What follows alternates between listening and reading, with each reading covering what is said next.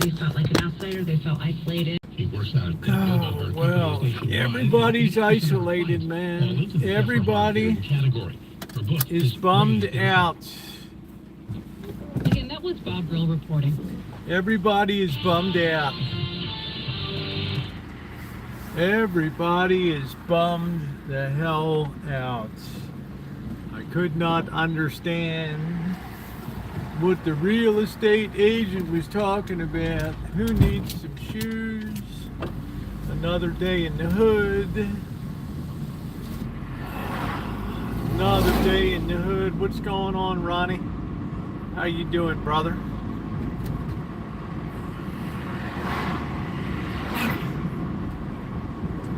I don't know whether that drug rehab house is moving out or not. I don't know. They've had hella all this, hey doctor, they've had hella all this yard sale. I don't know.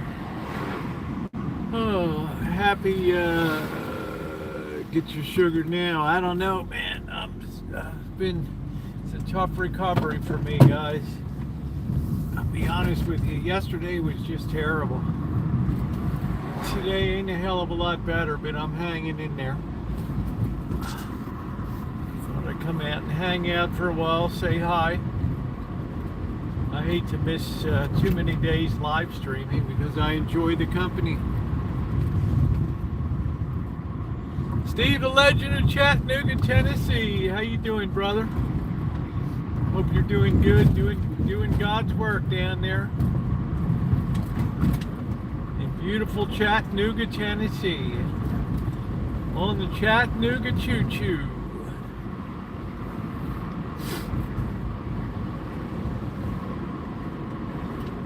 Old time strike. Oh shit, is somebody on strike, Catherine? Is that what I'm hearing? Do we have the United Food and Commercial Workers or whatever? Is that what I'm hearing? UFCW local. Man, I can't believe the number of unions I've been in my life. Oh, the refinery warehouse is on Warehouseman Local 239. How you doing? What's going on? Who is that? Liez, how are you? Oh, yeah, it's just, the older you get, Steve, the harder it's to recover from these kind of things. So I'm used to bouncing back pretty quick. I'm on a good path, but, you know, injury is injury. Injury is injury, and that's the basic problem. Let's get a coffee here. Let's try not to take out the bollards. The mollards and the bollards. We're trying to get the phone into the shade. There we go. All right. Oh, the longshoreman. Yeah. All right. Coffee time. Stand by, guys. I'll be back in a second. Oh, this is where the pain hits. Right here. Oh.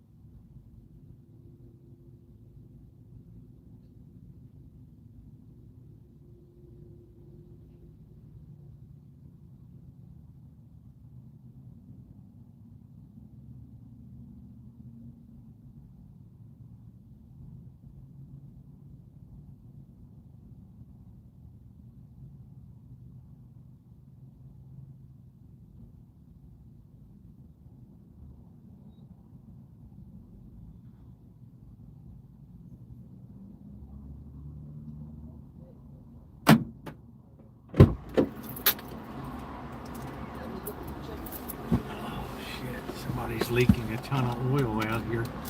All right, good afternoon, everybody. It's like a big oil slick on the parking lot. I don't know what the hell went on. Somebody's got a bad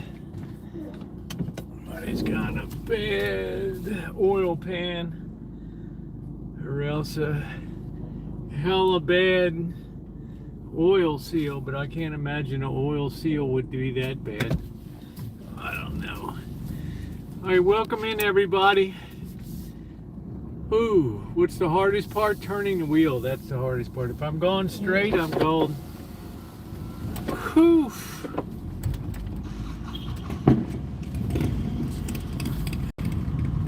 How you doing, Tess? Nice to see you, honey.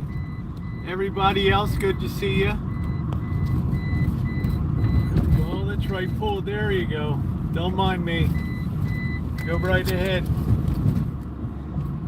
Give you the old goat head, man. Goat head. Don't let me slow you down.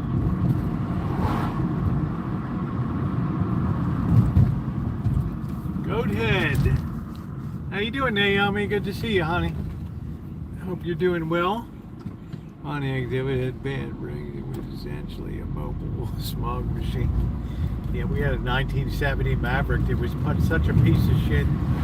Straight six, 20,000 miles. The oil, the valve seals plasticized. They weren't even pliable anymore. Had to pull the head, put new valve seals on. What a mess, man. I hated the word Maverick. $29.95, the simple machine. It's the way they advertised it in 1970. Sometimes it's good and bad to be cursed with a good memory. The simple machine. Oh boy, the ribs are barbecued, extra well done. Let me tell you, Naomi. Yesterday was horrendous. But somehow, I don't know what the hell happened. I got a pinched nerve right down the column, right down the top of the spinal column where the rib connects. I don't even know how in the hell it happened. It's like I probably leaned too far and pulled the meat away and caught a nerve in there. Whoo-wee. But you know what? The Roosevelt rolled on. So today I'm about 20% better than yesterday, which is good. So I think by Friday, I should pretty much be 80% of my old jovial self, and we'll be able to have some fun. I'm not letting the time go to waste. I really can't do any work right now, so I've been writing what's basically my biography and my story. So if the first book ever gets published, it'll be a nice companion piece for. You can't expect it to have a literary agent if you look like you're a one-shot Johnny. They want to know you got a pipeline coming. Yeah, thank you, Steve. Fresh coffee, thank you, brother. Yeah, we knocked the wind out of me. Thank you, Steve. What a kind person. Doing some of the most unglamorous God's work on earth, taking care of a parent. I love that. That is a beautiful thing. Thank you. Yeah, just got to be careful, Naomi, because, you know, front and back, you never really know till the second day. First day, you're kind of in shock a little bit. The second day, all the little damage points or all the other places that got impact hits because of it all start to appear. So to be honest with you, the pinched rib in the back was like something I sure as hell didn't need. Yeah, we're definitely going fishing on the rocks again. We're just gonna work ourselves down the hill on our ass. That's what we're gonna do. I'll take the long way route down to get down there.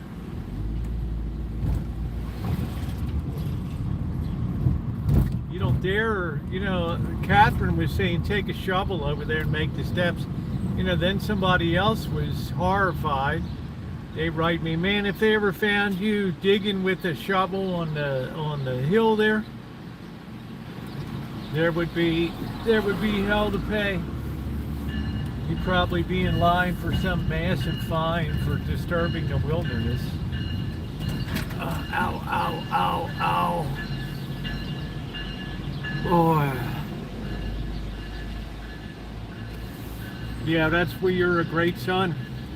You know, you serve as a role model, you know, for the chat. I got a lot of people that are out and out here. Oh, Cindy Rocks. Other people that have been to hell and back with the stuff they've got going on. No pier, honey. Piers, no crabs down there. The only pier is way too far towards the shore. I've tried that before. That's where I first started crabbing 2 years ago, and it's a total waste of time. I know you're trying to be helpful, but that's like a waste of time. Let's flip that around. You got to go where the crabs are, and that means you got to be. The trick is you go at high tide so that the water's all up over the rocks. Then your gear and stuff rarely gets caught. You just pull it in. Doesn't got the problem. But babe, I'm just anxious. You know, crab season's coming to an end in what? 15 days? What's today? The 15th? My birthday's the 21st.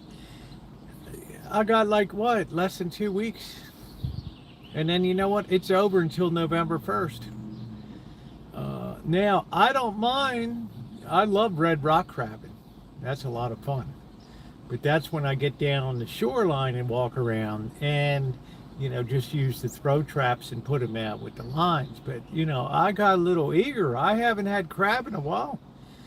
When my granddaughter was born on 420 day, I went over to Costco and I got that crab. I cooked that up. And what is it, 2 months later? 2 months later, yeah, I had a taste for some crab. But in that 2 months that I hadn't been over there, a lot changed over there. We've had super high tides down in San Rafael on the bay. They're having really super high tides. They're having flooding in street flooding and stuff like that. So you're not going. Yeah, I'll be all right. Oh, man. Steve, I'll tell you the rib pain. You know what makes it so bad? Like if I had a broke or sprain, I just sit it there. I can drive with the left hand. Okay, I might have trouble wiping my butt or whatever, but you know, I'll get it done. But when you have rib injury, dude, you're moving everywhere. You're standing up, you're sitting down, you're turning the wheel. Every damn thing you do is just a constant reminder that, hey, you're a screw up. You know, you busted yours. I don't feel tired at all, Rambler. Actually, I feel quite energized today. Yesterday I felt tired. Today I feel very energized. I slept pretty good last night. I didn't have to take any extra. Thank you, Steve. This was given to me by my friend Dory Lynn. I did not have to take any extra like Vicodin or anything like that. I just took one 800 milligram ibuprofen, and that was good. Hubby locked in. Oh no. Hubby locked in the plant bus waiting to drive men to their cars. Damn, I mean, what kind of union is that locks guys in there where, I mean, you know, I've never heard of a lock-in that the union wants to keep the guys in. I don't know. It's weird. And then you're like, oh, right.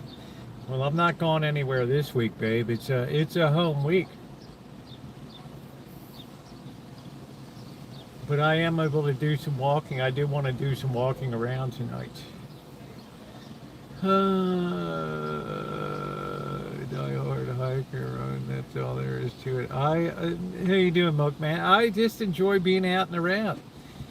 You want to destroy my life? Put me in solitary confinement for 30 days. I won't make it. It's okay. Hubby in different unit is not. Oh wow. Okay. Jeez. Boy, what a lot of fun today on the Carquinez Straits down there in Crockett. Well, I'll tell you one thing, Catherine. You know, you have an interesting life. Right? Caught in the middle of all the... if I was doing YouTube, I'd be down there doing a video. I'd be right down there at the plant entrance amongst all the longshoremen and stuff. Yeah, longshoremen don't play around. That's like the strongest union in America.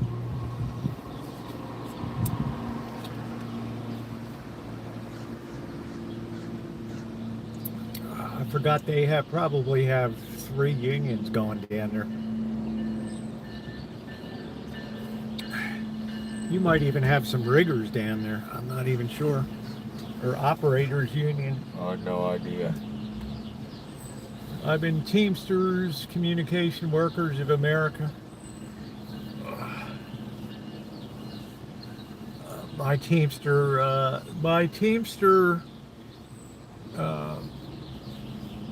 rep hated my guts because I was a college puke.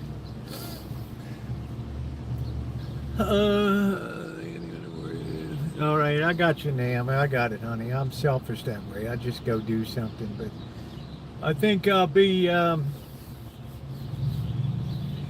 few more days. We'll see how it goes. But it's got me slowed down this week and sitting around.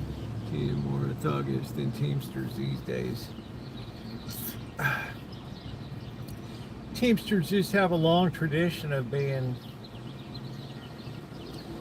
the ones that negotiate the best contracts. And then behind that, you would put the electrical workers. IBEW.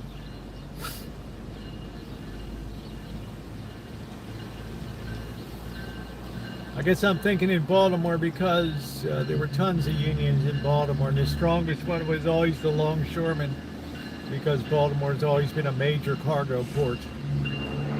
So they've always called the tune, and my parents had some friends that one of them was a high-ranking union longshoreman.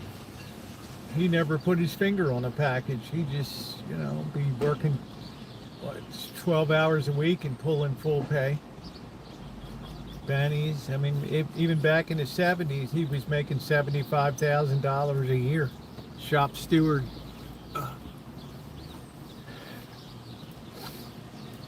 Boss has been a big union guy for years in the IBEW. United we bargain, divided we beg.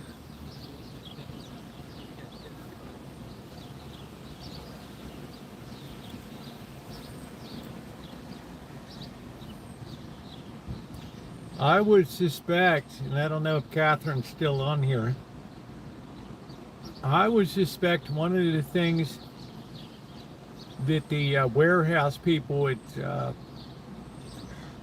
down in that manufacturing operation are concerned about is AI and robotics taking their jobs. Yeah, somebody said he's buried there at the end zone at Giants home field end of Giant Stadium in Jersey. Dr. Frankenstein, it was like Las Vegas in the 70s and 80s. There were the Tower Pizza Company, January 1976. Somebody rolls a stick of dynamite into your restaurant because you refuse to unionize your operation. They roll a stick of dynamite into the Alpine restaurant because you refuse to let the culinary union in. We're talking about smash mouth football here.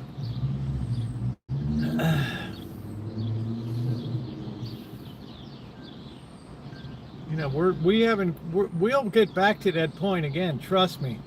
Labor strife will be at a point. You'll have people tossing shit again. Trust and believe.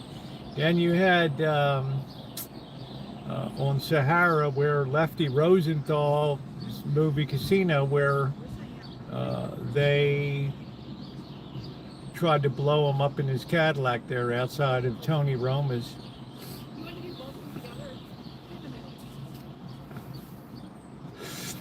Some people play for keeps. We just happen to live in a very feminized society right now where it's, you know, you don't have that hard edge masculinity of the 40s, 50s, 60s, 70s, 80s, and 90s.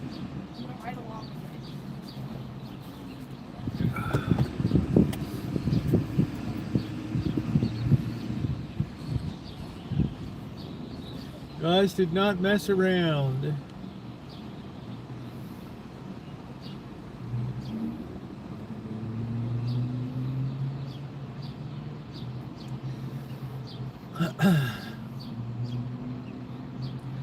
So I see the unions coming back, but I see them mostly, they're more concerned about job longevity, I think, than wages right now. Because Amazon, well, all these companies, everybody they see moving a package to them is somebody that they're just counting the days till that position is eliminated.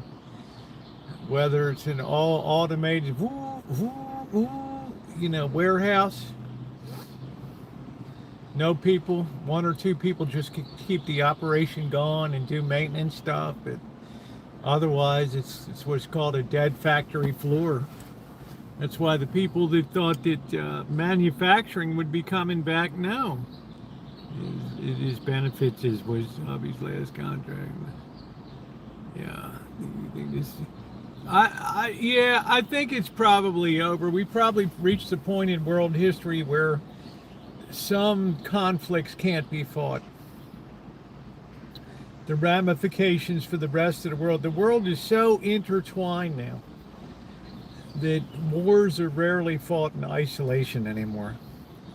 Ukraine, Russia, that's kind of in isolation because that's a former Soviet territory, satellite nation. It was under the control of Russia for, I don't know, 50 years, Russian domination or whatever. So it's a you know, it's a pretty closed loop. But you get over to the Straits of Hormuz, and wow, people start going crazy. Yeah, streets of blood.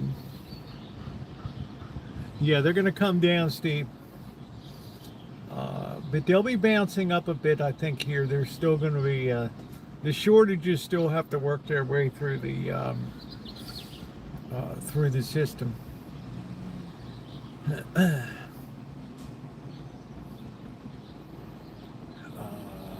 Yeah. So, do I think it's over? Yeah, I think it's probably over.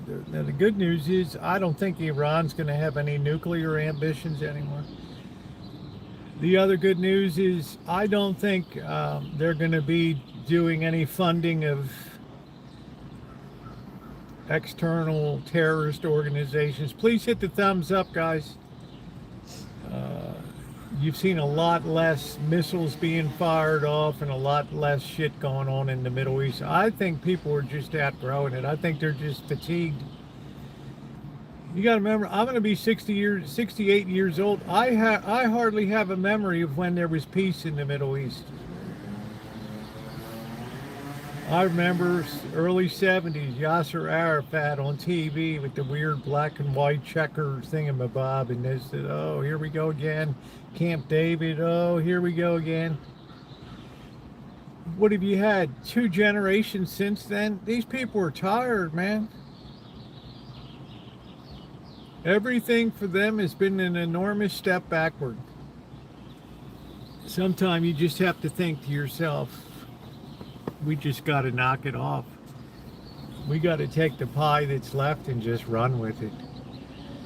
So I don't think, in my opinion, I don't think Gaza will ever be a problem again. That's been so thoroughly leveled and explored, underground weapons caches, everything. It's the loss to the loss to the rebels is incalculable. The damage that's been done over there.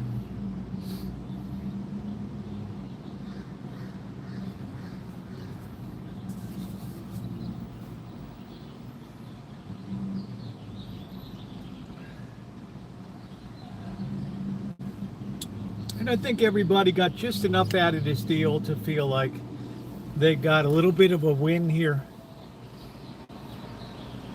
Make sure you're on all messages.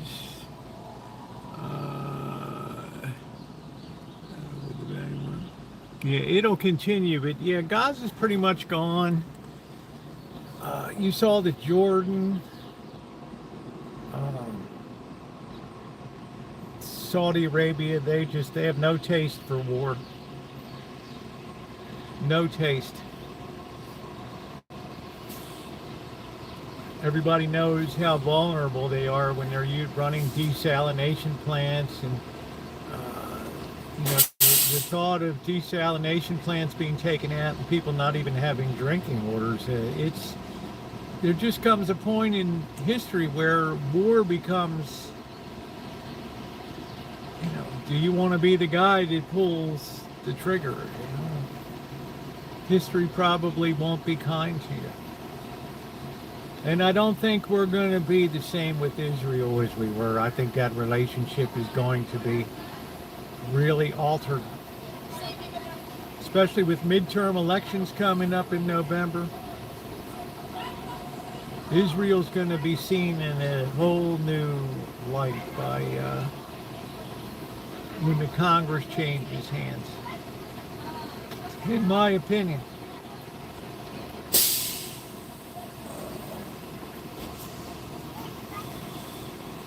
And I think the whole reason we got into this scrap was at the behest of Israel to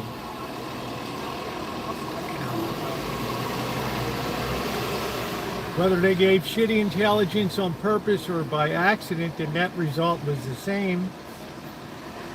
We went in there on February 28th and skull tapped them.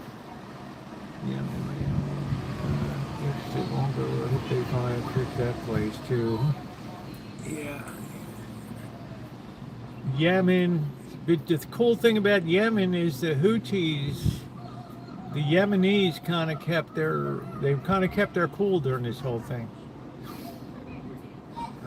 I thought that they were going to bottle up the Red Sea and that would be it.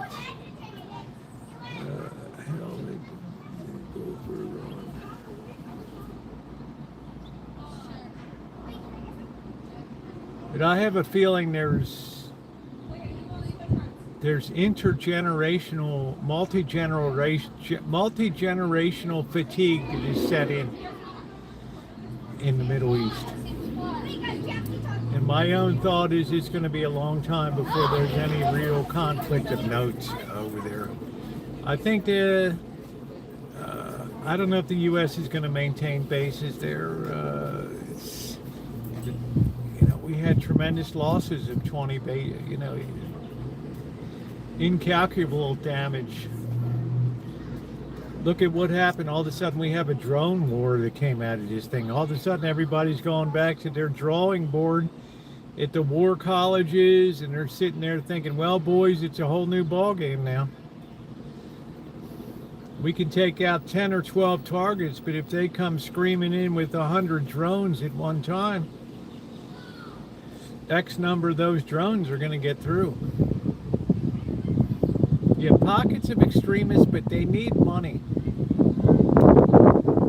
And this is the thing, Dr. Frankenstein, that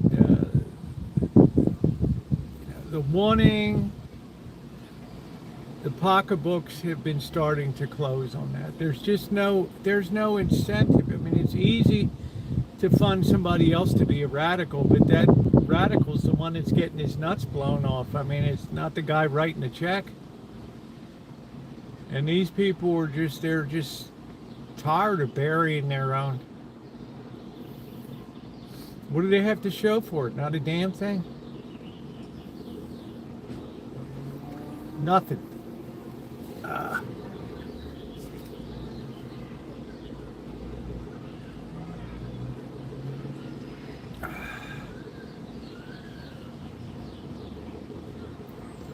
This crap has been going on since the 60s. Shit, I remember the 67, Egypt, Israel, so many of these, 73, 67. Walter Cronkite, and that's the way it is, September 4th, 1967. I'm Walter Cronkite in New York. From all of us at CBS News, good night. I'm tired of it, man.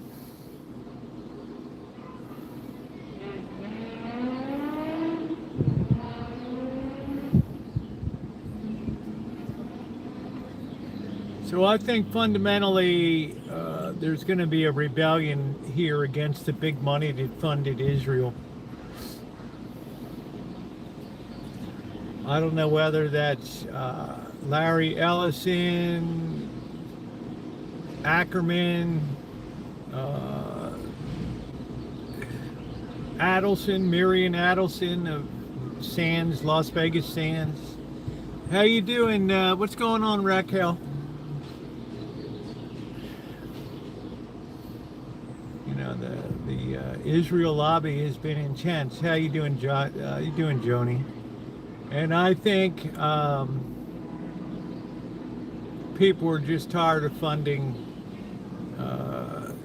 pouring money in over there and having congressional representatives bought by Israeli donor money and rich people. And probably, I would say, Dr. Frankenstein, a good level, a good bit of the campaigns that'll be waged in the fall. And the silly season will be heating up after the 4th of July. The campaign season will be in full swing. They'll be talking about big money funding and politicians being bought and sold.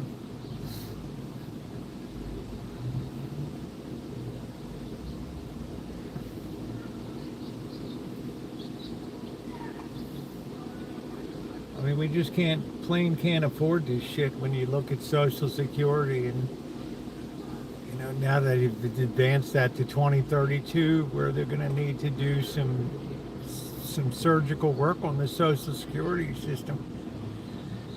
It's not going to be actuarially sound otherwise. So if you're in your mid 50s or whatever, yeah, you got some concerns.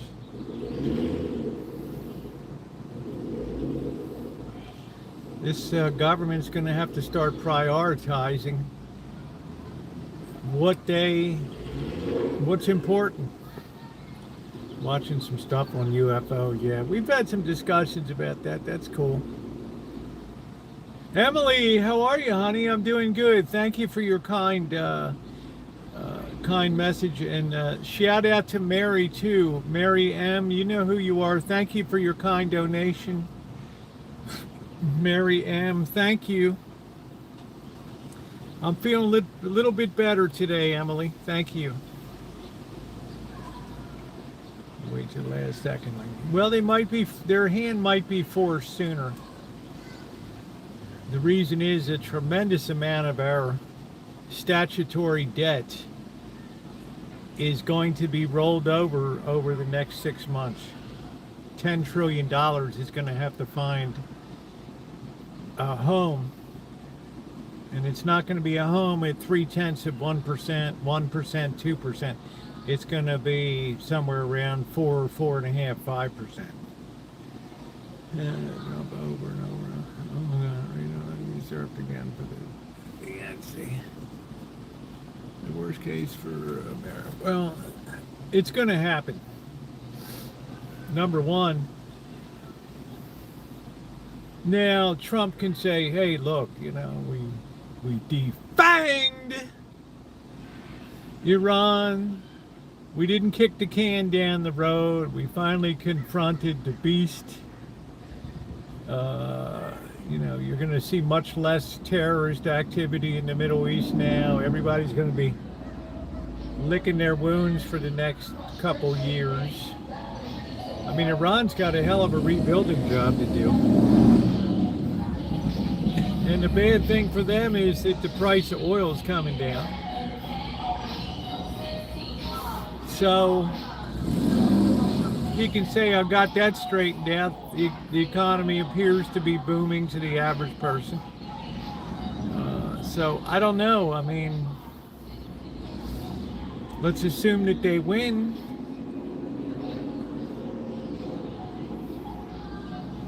Let's assume that they win. Yeah, the first order of business is going to be to put an impeachment resolution together. You know it's coming. I know it's coming. The question is, will you have the 34 senators that are needed to vote no? That'll be the big question. Oh. They'll have the House committee run the impeachment trial. The Senate will vote, and that's it.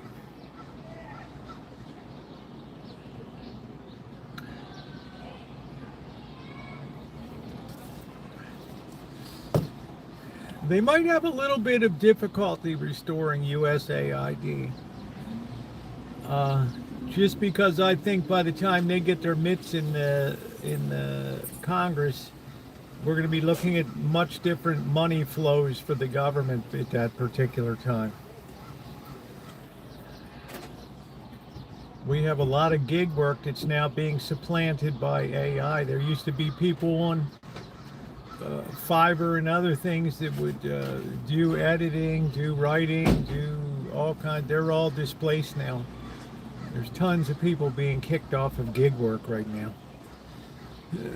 To rebuild the taxpayers. I don't know. I don't think we're going to be paying for Iran to. I don't think we're going to be paying for that, Glenn.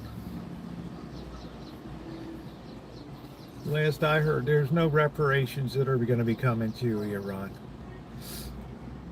It falls under the category of play stupid games, you win stupid prizes. So you want to have a nuclear weapon? They got years of rebuilding from Isfahan to Tehran. How you doing, NH? Gling, nothing has been released now that has anything. Whatever you're looking up, you're using sources that are biased. You're probably looking at Indivisible's material or something like that. Let's let the thing shake out till it's actually signed. Yeah, let's wait till the deal is actually done. Nice to see you, NH.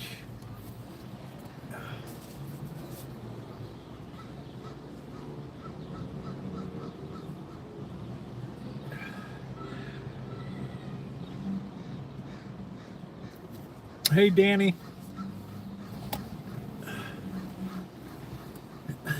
And in my opinion, we didn't have a hell of a lot of leverage anyway over there. How you doing, Cindy? I'm feeling a little bit better today, hon. I'm going to hang on as long as I can. I'm going to have some pepperoni chicken tonight. I hope you're doing well. I'm not really doing any work per se, so I hope you're doing well.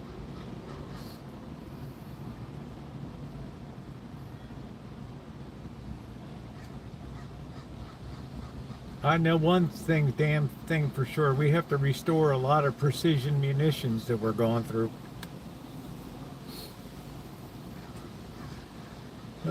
Great.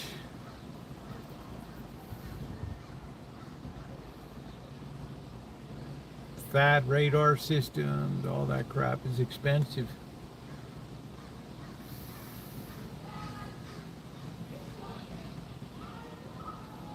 Oh, I've made pepperoni chicken for years. Tara is the first one that brought that in. Cut up some onions, some garlic, put that chicken in there, get it browned up, slice it up, pour in your tomato sauce, put some pepperonis in there. Living large, man. It is delicious.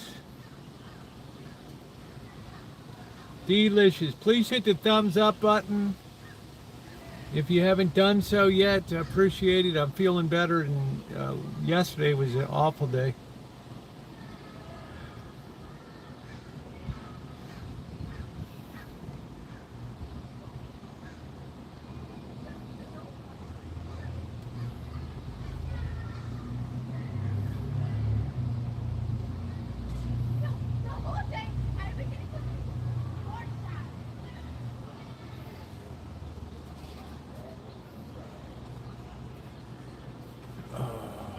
All right, Catherine, keep me posted on the strike.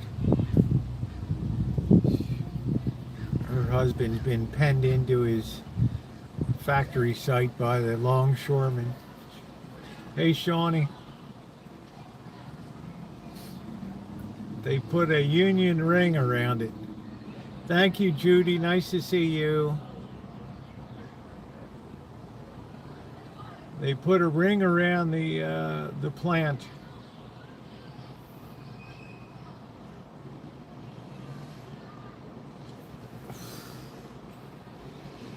I just have to get used to seeing a chunk of skin out of it, but it's doing okay.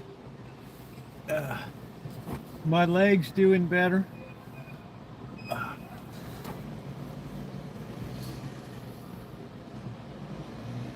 I've never had that experience of looking down on a rock and there's a piece of your hand, your flesh is on the rock.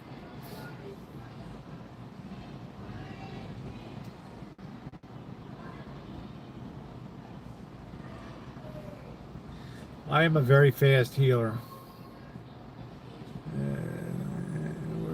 Hey Lee, how you doing? It's 1955 again. We're on strike. Don't make me laugh, Lee.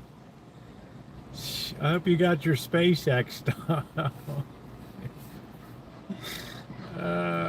Shit, man. Local crab eaten by crab. Film at 11. Dr. Frankenstein, do you know any deals of the agreement that's been worked out? It's 1935 again at the Chevrolet plant in Motown.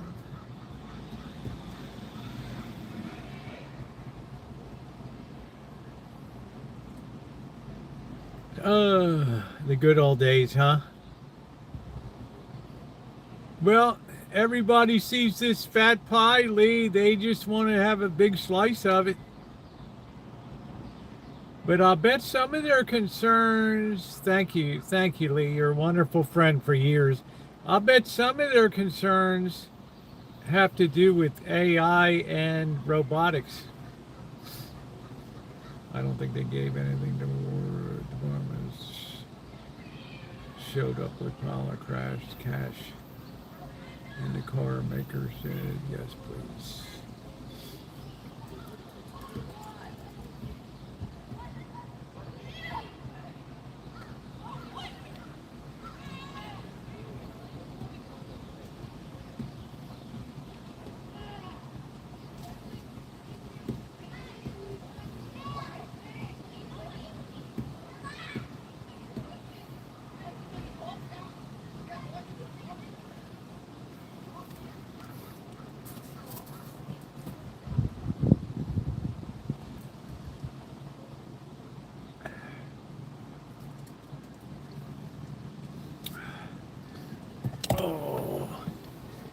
The thing is with AI and with robotics, I mean, you don't develop it unless you plan to deploy it. So you have people that are going to be very much against the deployment, especially places like Amazon. You have a whole rafts of software engineers that are working on AI in San Francisco now, temporarily pumping up the house market again, as they're being paid handsomely to train the next generation of AI, which will be the last iterative. It'll be agentic after this generation, and they know they know that they're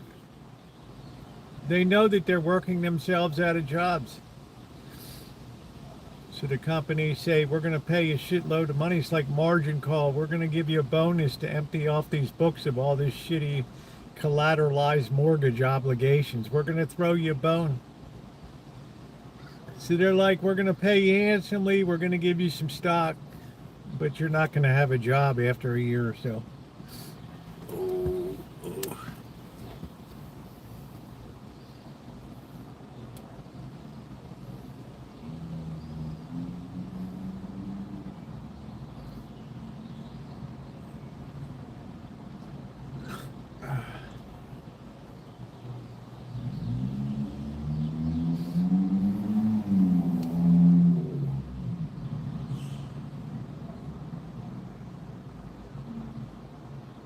First time we're in agreeing with the doctor, huh? It's like a badge of honor.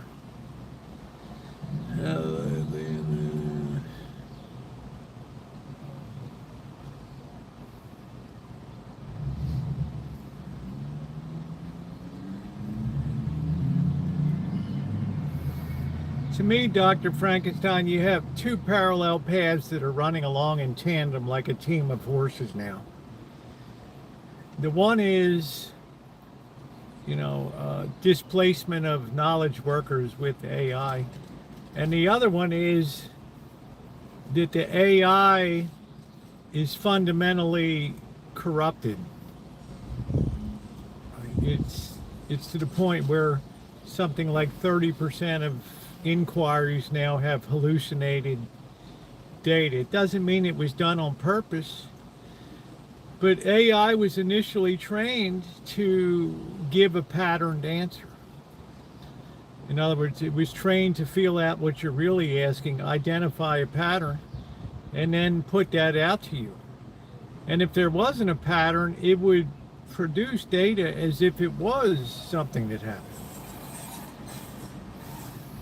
It would make up shit. It would hallucinate stuff. Well, after 2 years, all that shit's buried in all the databases everywhere in the world. Fortune 500 companies, Russell 2000, Chinese, everywhere. And you can't get that shit out. So it makes it harder to train the next generation of AI, because you have to have clean source data, like from John Wiley and Sons, long-term publishers of medical and physics and study papers, boring shit from chemistry. They have to tap those things. That's a bad place to be, because that leads to model collapse, where technology is not more efficient, it's acting as a deterrent to efficiency, because it's forcing people to verify if this is correct or not.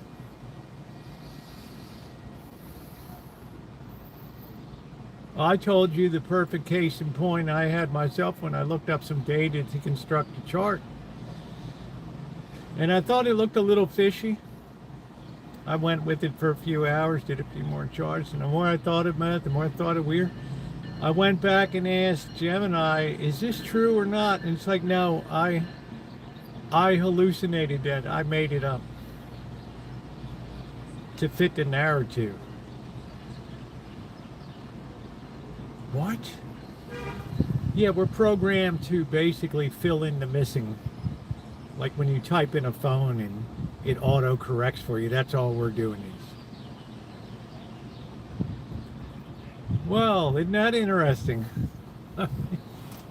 There went about 6 hours work down the shitter. I don't know, I'm gonna make some mash soon. Yeah. But it's worse than that, Dr. Frankenstein, because it renders the mass pool of human knowledge corrupt. That you have to go back to paper sources and things to verify things. You can't take anything for granted. And a lot of these Fortune 500 companies that incorporated, they mixed the new AI. Accenture helped them. The consultants, they mixed the new AI into the old ancient databases and systems, and ended up introducing tremendous numbers of hallucinations and shit into their systems. So they have to use all these people to scrub the data and look at every line of code. Is this right? You got to pay these experts $300,000 a year to look at line after line of code. Oh, okay, here's the error. And the shit's polluting faster than people can verify. Are you picking up what I'm throwing down here?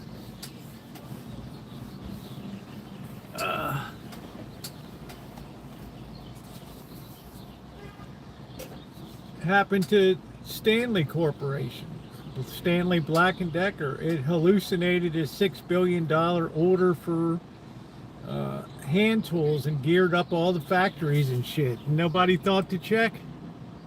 They're wanting to build, data centers. Hey, Deb. Thank you very much, honey.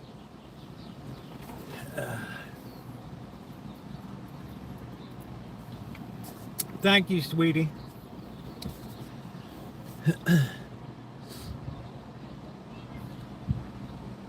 Hey, Ponji, that's the unspoken side of the real massive problem that they're fighting right now, is they're trying to figure out a way, and they're building these huge data centers to act like big refineries that are going to go through all this pollution and try to sift out shit that's real and put it in a separate tank to train the next model of AI. Well, that takes tremendous computing power.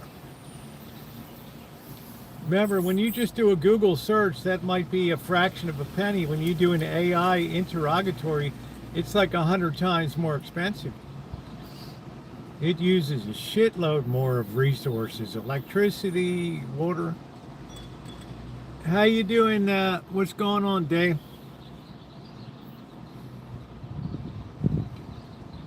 I ought to tear down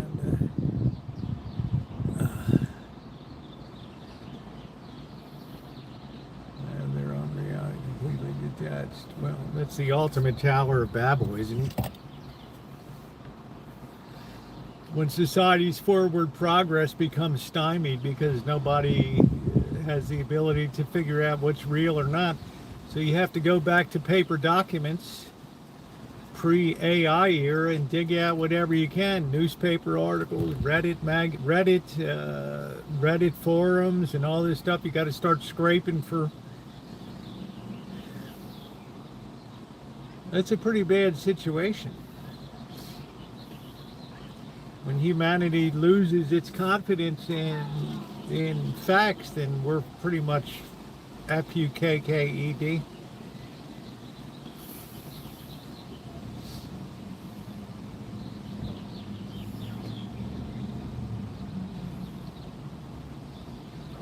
I have intimate first-hand knowledge of how bad it is from my own work that I did.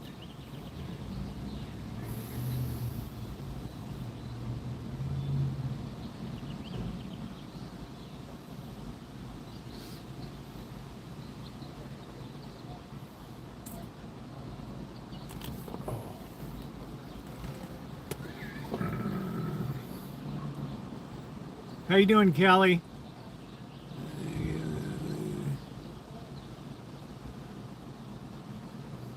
Hey, Dave. No, I'm not heading to Carolina. Are you? Instead, data center. You really be right on there. Soylent Green. Yeah, thank you, Kelly. I'm feeling a lot better today. Yesterday was horrendous. Today's about 50% better than yesterday. It's a nice time of year to be in Carolina. I can tell you from personal experience. Out on the Outer Banks, baby. Corolla, Kitty Hawk, duck. Beautiful out there. Sometimes I really miss the East Coast at summertime. Blue crabs, crab feasts, crabbing.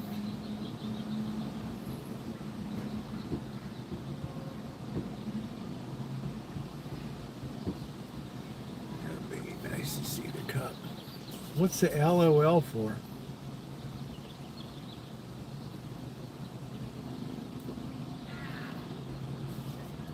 Yeah, that's a nice area down there. It's beautiful.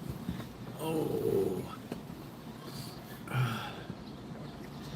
Yeah, I was there in 2011, just before I moved to the Rancho. I had a family reunion on Corolla. Very nice.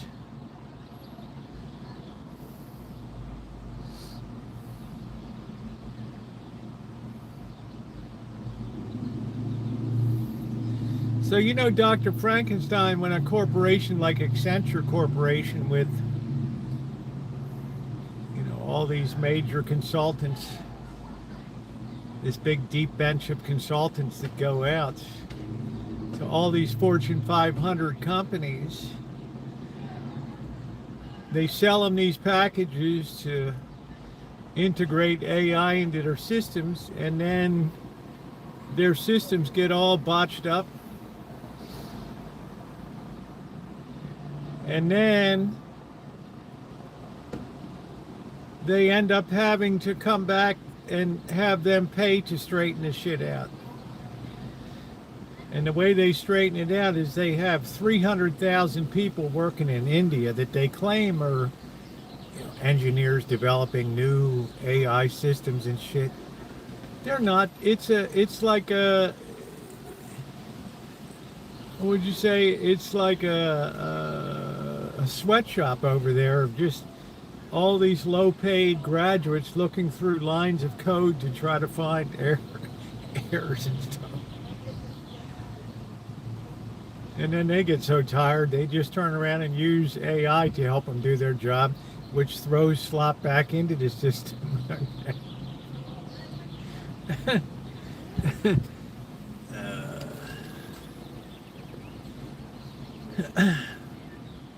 So they're just running a scrubbing operation over there. That's all they're doing.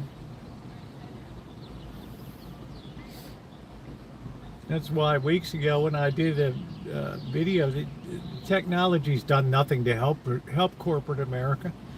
It's only fattened up 6 companies, 7 companies, and the rest of them have been struggling with technology ever since.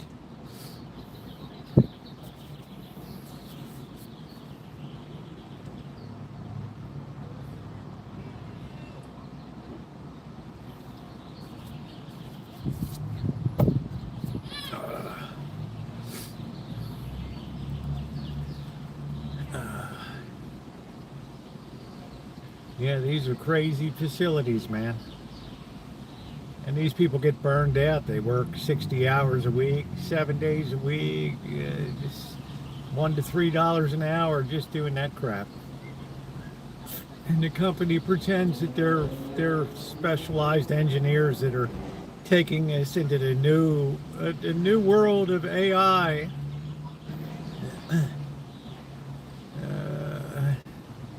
Rather than complain about the Chinese and ban TikTok, how about this banning the collection of personal data in the first place? Isn't that amazing, Dave?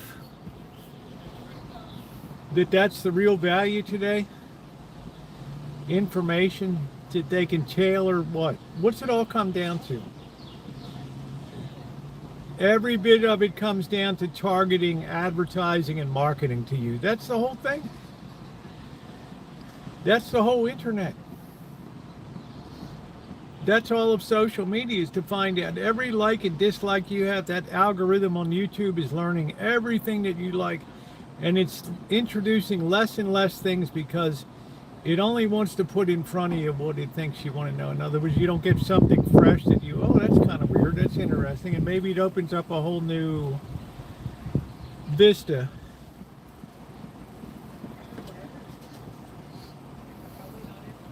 You're not going to get that toothpaste back in the tube. That's why Meta Corporation, they hate Anthropic, they hate ChatGPT. They're pouring hundreds of billions into their own llama system, making it free, while these birds are shoveling coal into the Titanic furnaces over here.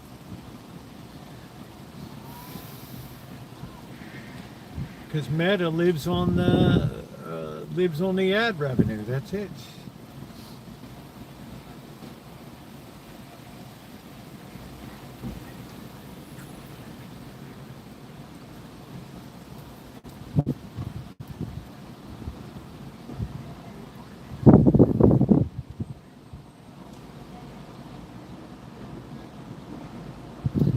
Monday night. So, you know, Dave, it's too late to claw that back in. Countries like Europe, they're doing it. England has come out now. They're suggesting that there's a ban on social media for under 16 years of age or something. And I'm thinking to myself, gee whiz, you think? After 30 years? And the damage that's been done by social media, you think it's something that somebody should have thought about that a while ago? Why would you want them questioned? I'm not sure what you mean, Dave. It's a nice sell when you can turn around to Apple and say, this person buys all Apple products.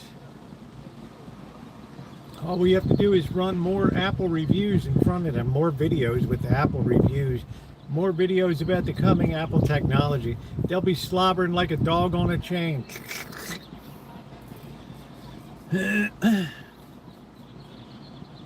Yeah, thank you. Thank you. I'm doing a bit better today. Well, I would say bad parenting contributed a shitload to that too. No one's mentioned the new Halliburton of Ron division.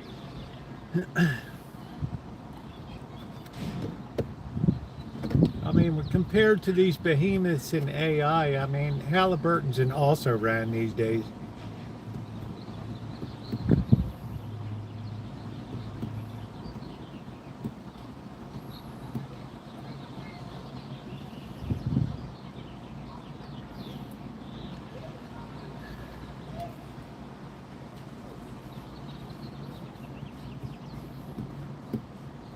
That's what I mean. That there's what I'm saying, Dave. There's a certain blowback that occurs, but it's a long.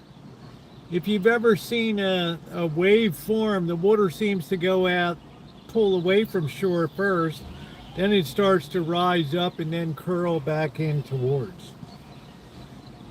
It takes time for things to be recognized because money influences people in decision making. How old are you, Dave?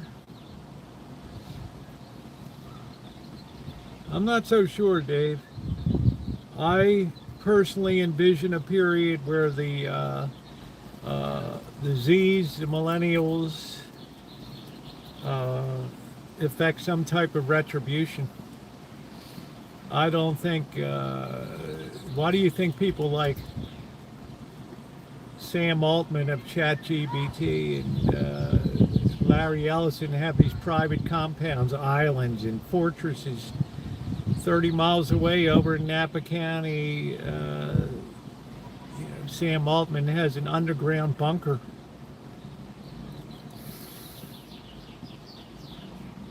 They know what's coming.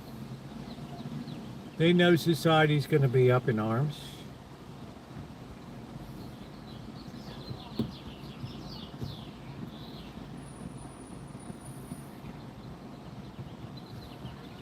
People are going to be gunning for them. The closest thing I can think about was the 2008 Occupy Wall Street movement.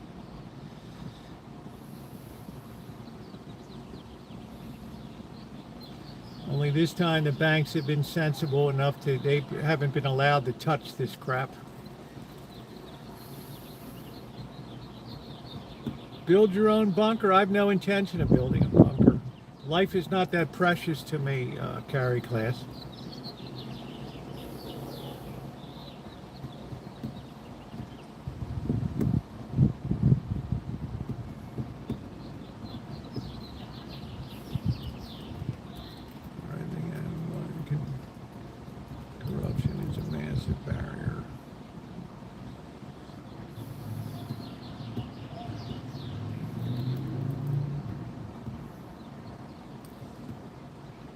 Well, the downside for the president is he's seeded a lot of ill will in society. And people are just waiting for that one big trip and fall, and they're just going to be a pile on like dog piling. And that's probably going to occur in the midterm. And at best case, he's going to be neutered, like Corrin said, the senator from Texas that got defeated in the primary. He said what's going to happen is Trump's last 2 years are going to be miserable. And I think that's probably correct. Does that mean you're going to see all the things that came back from before? I don't think they're going to throw the borders open again.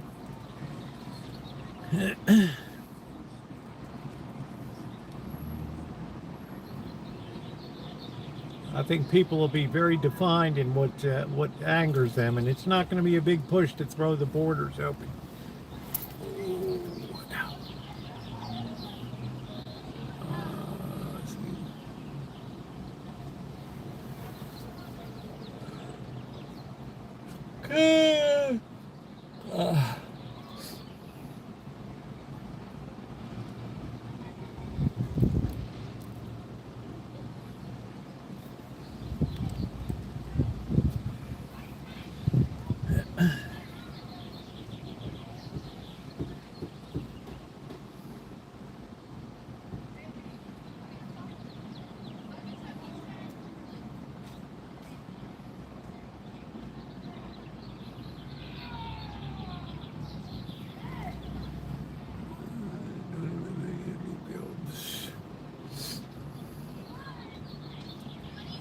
One of them is waiting for you at Lockheed Martin, carry class, with your mechanical engineering degree and your experience. You should be a shoe in there.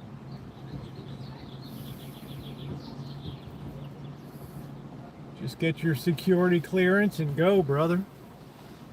Oh, man.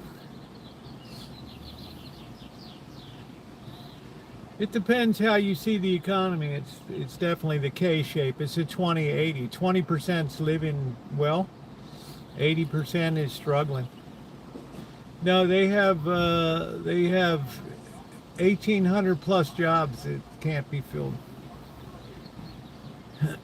I'm 68 years old. My working days are over. What's my thoughts on Dana White? I don't have a big thought on him. I don't have a big thought on Rogan.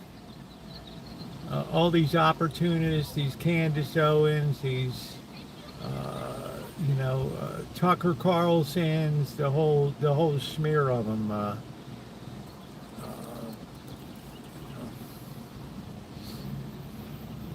They're all in it for the money.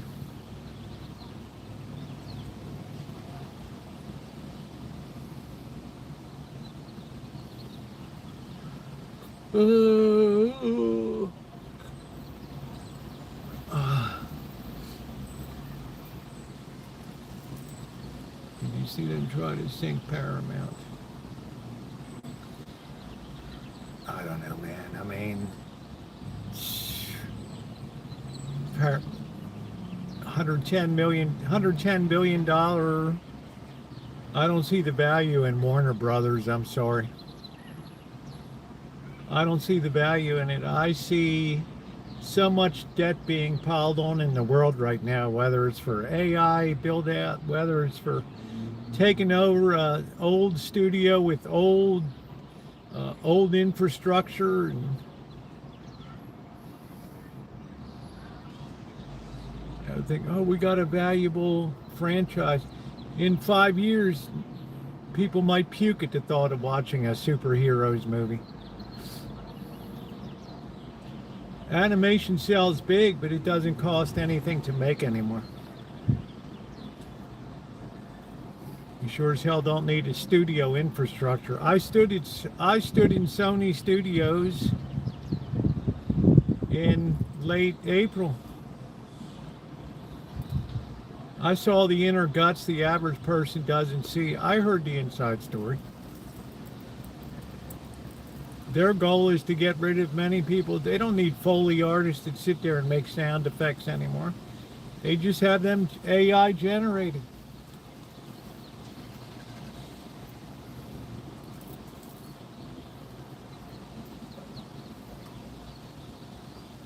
writes screenplays. In another couple of years, 90% of the screenplays will be written by AI.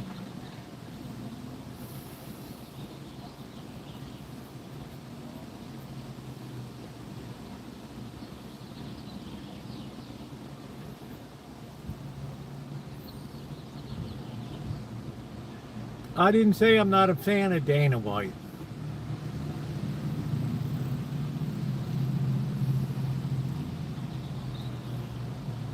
I said like the Young Turks and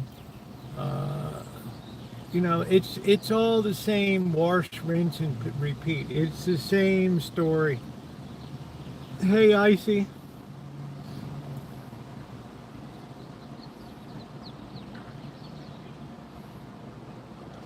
When's the last time, Ninja, that you saw a legitimate movie star?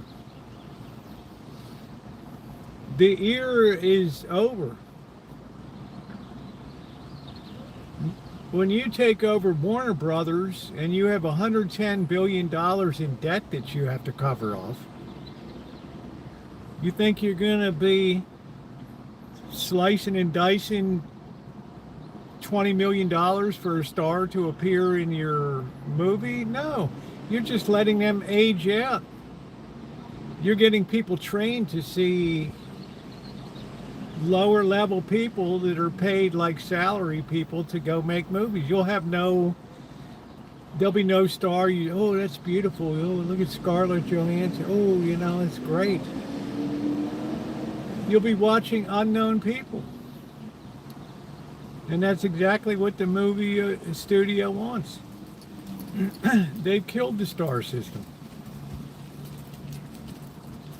Steven Spielberg just brought out this movie, Disclosure. It's a bomb.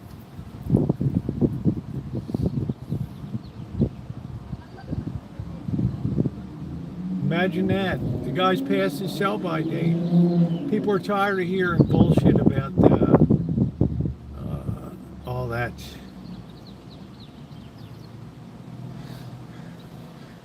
Yeah, but then you put the debt of taking over Paramount with their existing debt.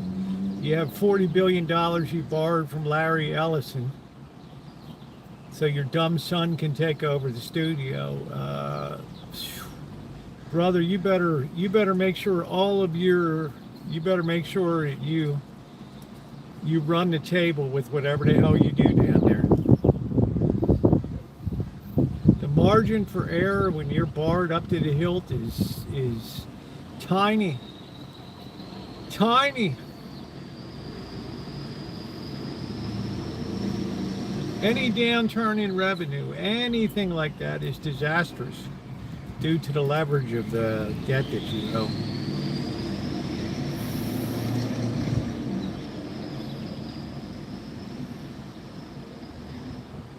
But ask the average millennial or Gen Z, who is Nicolas Cage? I don't know.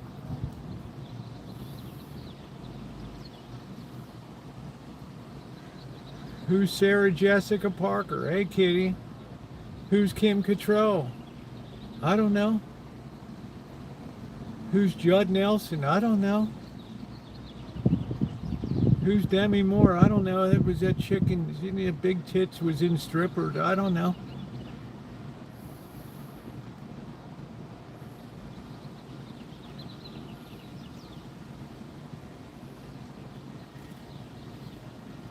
I'm saying the studios they can no longer afford. They're competing against Amazon, and if you go by Amazon Studios, which I've had, please, oh shit. If you've gone by Amazon Studios like I have in Culver City, there's nobody around. There's no huge employee parking lots, the old Selznick Studios, there's nobody around. You have maybe 50, 60 geeks working on computers inside. Apple movies, they don't want the overhead of all that crap. Amazon movies, they're like, we're so far past the star system, dude.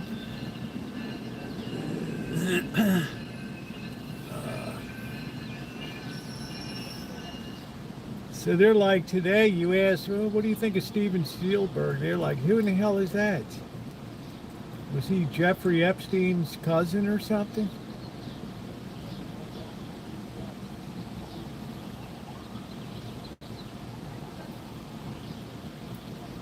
Big changes, guys. Big changes in the entertainment world.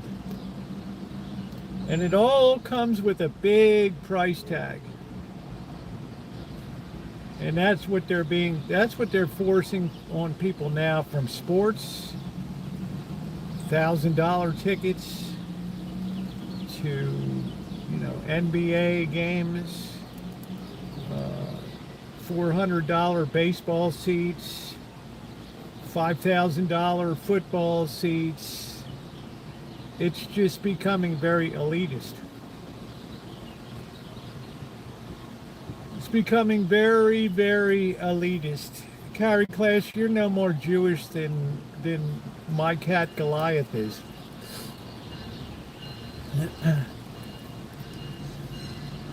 You'd be the only Jewish mechanical engineer in the history of the world. Even the casting done from them. Exactly. They don't want anybody in the studio. That's a liability. Now what the DreamWorks used to do, and all those studios, Pixar, they can do with one computer. You don't have to have guys doing individual cells. I help him out.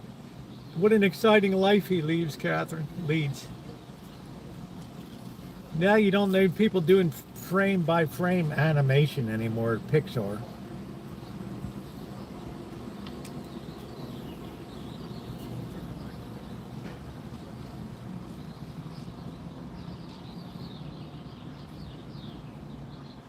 I don't know what the ramifications are going to be, Dr. Frankenstein, but when you see this much debt being generated, when you see debt that's in the hundreds of billions of dollars now, the revenue flow that has to support that is absolutely staggering.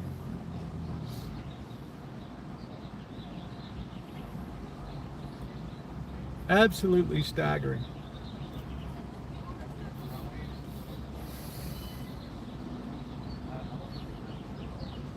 Theme parks, now they worry about people starting fist fights and lighting rides on fire inside.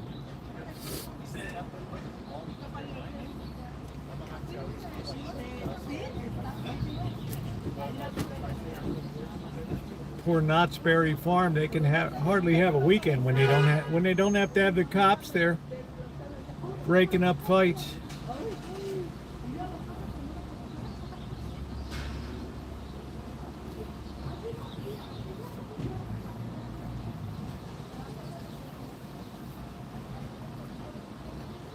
I don't know how it's all going to shake out, but they're all going to try to stick you with the bill.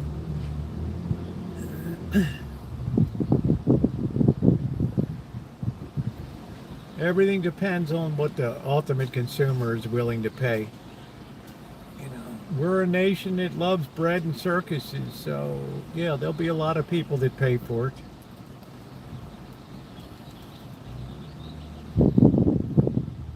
People won't mind. The production quality starts to go down. It starts to look more and more amateurish. They'll still pay for it. They don't care about lightings. The Wall Street Journal had an article about how Amazon has done away with cinematically lighting scenes anymore. They just put regular light on it. It's like offering kids mono sound instead of stereo. They're like, kids don't care. Just give them one channel. They'll never notice the difference.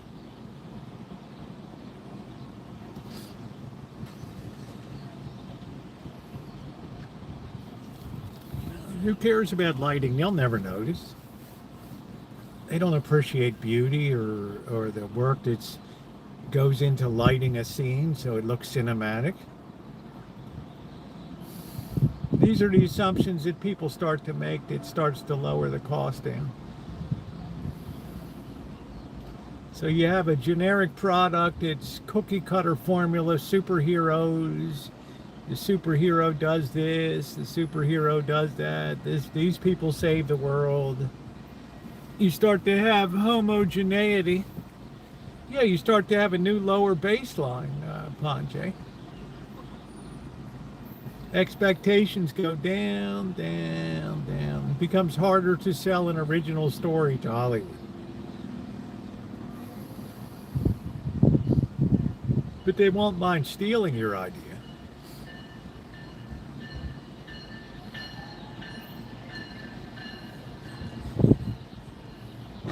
You ought to watch some videos from screenwriters, these screenplay writers these days, and the way they're bitching up a storm. Yeah, I went in and pitched this idea, and 2 years later, it's up on the screen.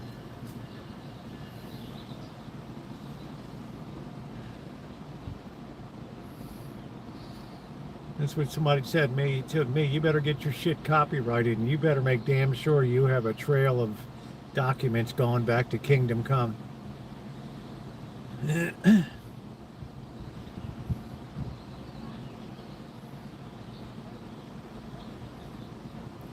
So Ninja, if you have AI generated stars, the average person at home is not going to know about it unless everybody signs non-disclosure agreements or whatever. You start to build merchandise around this person. Hey, Greiker. AI can only mimic art without a human being. But you understand, Ninja, that people's frame of reference, people's baseline has been lowered. Like Panji said, people's expectation baseline is lowered. Dial up the violence, dial up the blood, worry less about the story.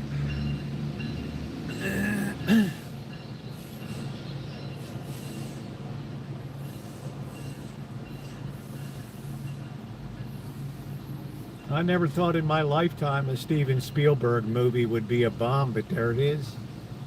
Indie films are outperforming.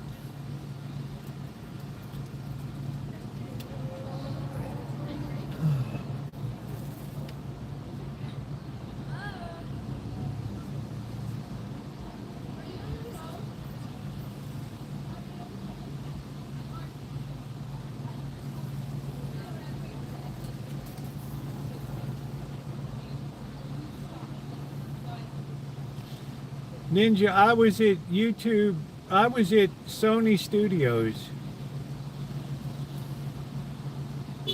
I saw the future. I saw big sound stages that had 5 people working in them. 20 years ago, you would have had 600 people working in these sound stages.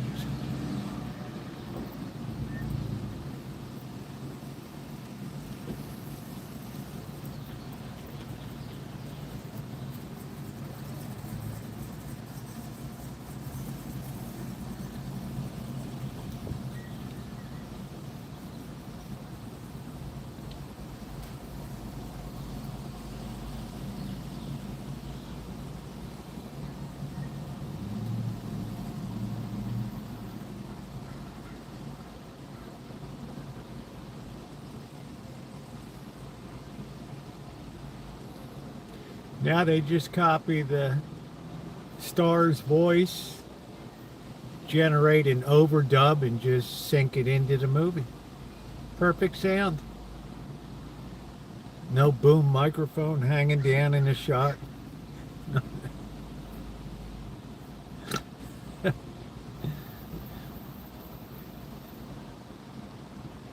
The sound man is gone.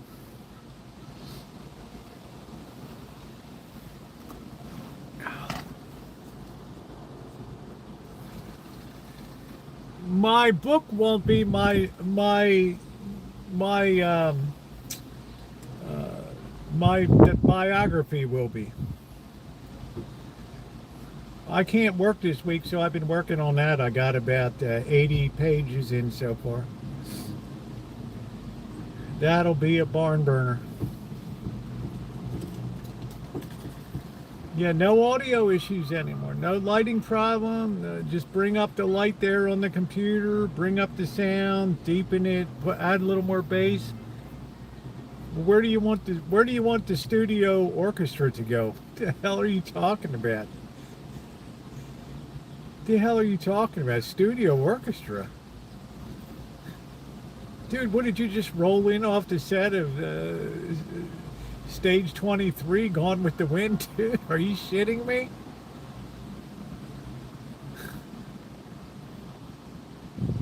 Sit in that chair a minute. Let me play something for you. Da, da, da, da.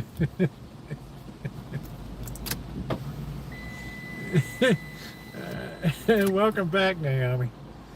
How you like that, bro? There's your studio orchestra. Wow, it's just not the same around here on the back lot. I know. But we don't have a bunch of whiny, temperamental musicians bitching about the scale and union contracts and all that. Look at me, dude. I got a mixer board right here. You want more horn? You want more violin? The soprano's screeching too loud? Hold on a minute.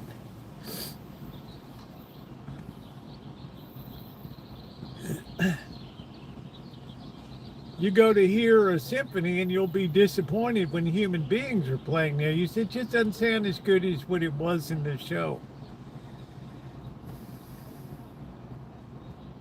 Yeah, these musicians just suck these days.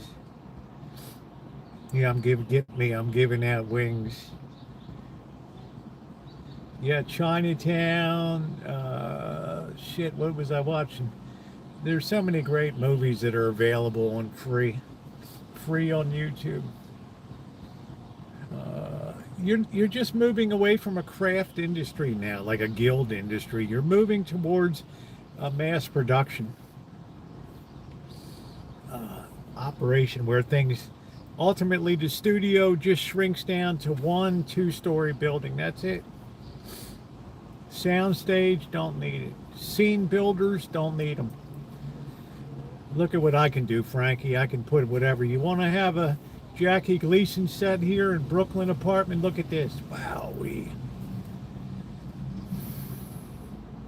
Wow, and you have actors moving around inside. Yeah, isn't it good? Yeah, the quality's better than that black and white shit they filmed it with. Yeah. I used to operate a sound system at church. That's cool, Tony. How you doing? That's a good gig. Good for you, man. I have a lot of admiration. Yeah, you had the apartment. There's a lot of great free. Good. Yeah, Hunt for Red October was on there. Airport with Tom Hanks living in an airport for I don't know 2 years or whatever. Flight of the Phoenix. But my point is, you can just computer generate all the background you want. You don't have to hear hammers pounding away, trees being cut down for... The last place you're going to see that is in theater. Broadway. Community theater, summer stock theater, places like that. Yeah, garage bands. It's hard now to have a breakthrough sound as a band because you don't have any, you know,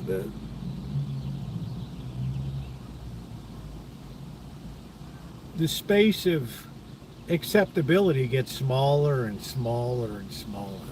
If you deviate from the outside of that, you go down to Hollywood these days, you walk into Paramount Studios on Melrose Avenue, you say, you remember the bridges of Madison County? I think it was a beautiful love story, yeah? I got something. It's going to bring tears to your eyes. It's going to be the greatest love story since Love Story.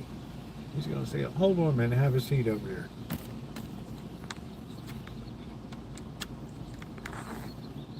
Yeah, give me George. George, you want to send a security guy up here? Yeah. Yeah, better tell him bring the pepper spray. I got one of these screenplay nuts here. Yeah. A love story. Can you imagine? I'm gonna tell my wife that today. It's a fucking love story. Where do I begin? Right, they're gonna love it. Get the hell out of here. All right, send them over. All right, I'll talk to you later. Have your girl call my girl. Okay, or have your boy call my boy. All right.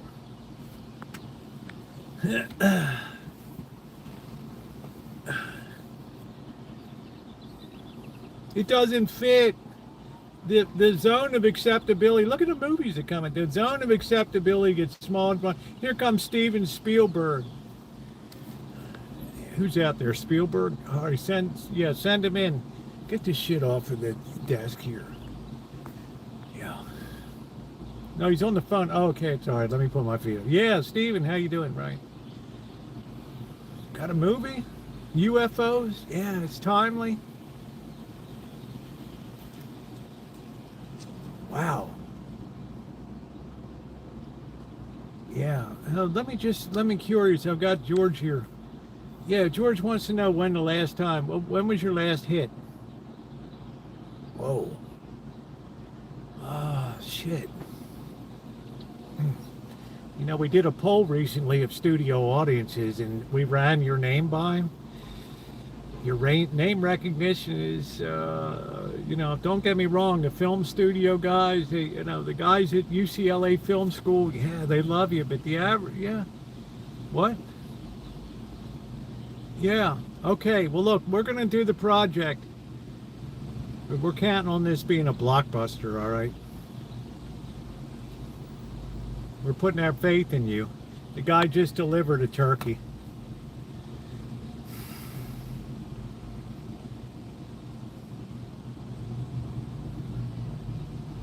I have the love stories, and don't tell me that. I'd have to smash it to pieces if I was ever in your place. I'd have to rip that tape right out of it. You know what I'm saying? It's like, he'd say, like, look, Steve, I love you, babe. You did that UFO thing. That turkey just flew right out the window and crash landed like it was frozen. No, man. Take it over to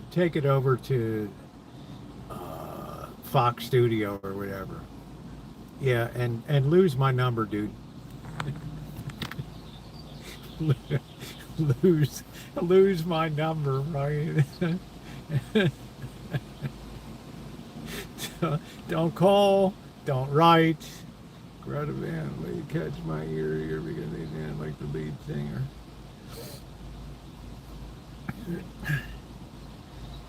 Risk. You watch videos from screenplay writers these days that are advising kids at like UCLA Film School, and not everybody's going to make film. There's some people that enroll in screenplay writing, playwriting for Broadway and stuff like that. They're well-intentioned. Like, they want to do good, they want to do great work, but they're running into a system that has less and less risk tolerance for the potential to fail now. Which means the recycle loop gets more and more ingrained. The superheroes, the same old crap, the Saul 72 or whatever. It's too scary to step outside of that loop. So creativity just dies on the vine. That's why places like YouTube are like the last places that you fight back. You launch an indie movie on a YouTube platform or something like that. It's a different story. Yeah, Annie Hall. Can you imagine? Yeah, Annie Hall. With some, I don't know, some Woody Allen. I don't know. I'm gonna be kind here, George. Some freak show that hit in the mid-70s, yeah. I don't know, some frumpy looking broad in a long dress and some vest top and pork. Yeah, don't make me laugh. I smashed my ribs at the club on the weekend. Yeah. Anyway, yeah, some Woody Allen thing. Yeah, you heard of him. He's the one that married his 13-year-old, I don't know, his girlfriend. Yeah. Yeah. Yeah, it killed his career. I don't know. Yeah, so he called me up today, right? I got a new movie like Annie Hall. I try to be respectful to the guy. Yeah. Yeah. Yeah. Yeah, I told him, this name recognition. He's telling me I'm a star. I'm a director. Shit, I got a star on the Hollywood Walk of Fame. I said, shit, my cousin's dog was used in the movie. The dog's got its own star on there. Are you kidding me? The hell do I care? If you got a pulse in Hollywood, they put a star up. What the hell am I going to do? Huh? What do you think? I got 50 million just laying around for Annie Hall? So this perv can come out and make a comeback? Not on my dime, bro. Dixieland jazz for me. Call up the studio guy. I talked to a studio head over there at Sony. He's been there, 35, 40 years. I've never seen so many changes in the last 2 years. I said the first thing I noticed is like it's Friday, there's nobody around. It's like we got no work for people here. We got a few guys tinkering with, I don't know, building something for Jennifer Aniston, some kind of bullshit series or something like that. Other than that, it's like a ghost town. Yes. Robert Vaughn, I don't think he's alive. Ilya Koryakin. Thrush. Anyway. Yeah, when you get into Dixieland, when you start going off the reservation and stuff like that. But you know what, Dr. Frankenstein? It's easy for a studio to turn around and say to a Woody Allen, I'll tell you what, Woody, you want to put this new Annie Hall smear on the screen? I'll tell you what, you put up 50%, we'll put up 50%.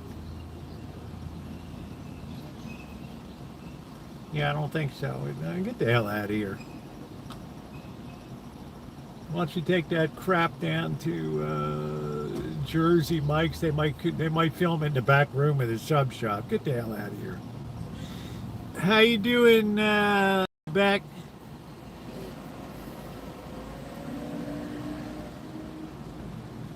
Nobody's willing to take a risk.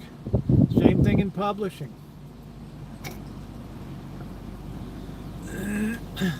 I hit one agency for the second time. I had a tighter deal. Got the same form letter back. We only work with 50 people. That's all we want. 50 people. Established pipeline. We can't afford to take risks on anything these days. That's how tight to the bone we are. You know, right back, I appreciate your honesty. I get it.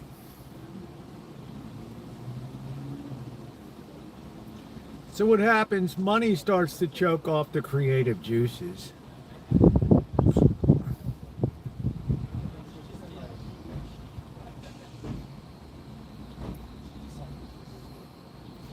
Yeah, these guys.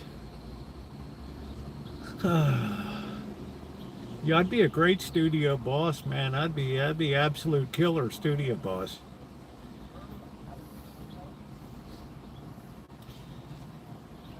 See, these guys, they just don't have the creativity. They put these movies like Selling Sunset, selling these Netflix series like Selling Sunset, all these beautiful 25 to 40-year-old women, gorgeous. they're wearing $1,000 worth of gear at any time, $500 shoes, $2,000 purses, right? But how many gorgeous Hollywood Hills or Orange County mansions can you see? A really creative guy would go in there and say, you know what? We're going to have sell in Baltimore. We're going to have sell in the inner city. We're going to have the worst, sloppiest freaking realtor we can find in this blown out corner of town. And we're going to show what it's like to sell rat infested properties overrun with trash and people vandalizing whatever we try to do. Now that, my friends, is content. All right, you get a couple guys in there like Danny DeVito, right, this type doing that, schlepping that shit around. Now you're talking about fun. Yeah, selling the hood, exactly. Living check to check. I know, Alex, you're a wonderful person. There's a misconception, there's a big skewing of monies. 80% of the boomers are just getting by like the rest of us. It's the 20% that capture all the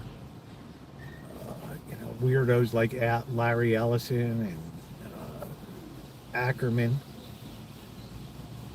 Peter Thiel, the Goblin. Yeah, selling the hood. I mean, that thing would be a hoot, man. Trying to get the exterminator guy in there before the open house. The roaches are everywhere. And shit. Be beautiful to set that in Baltimore.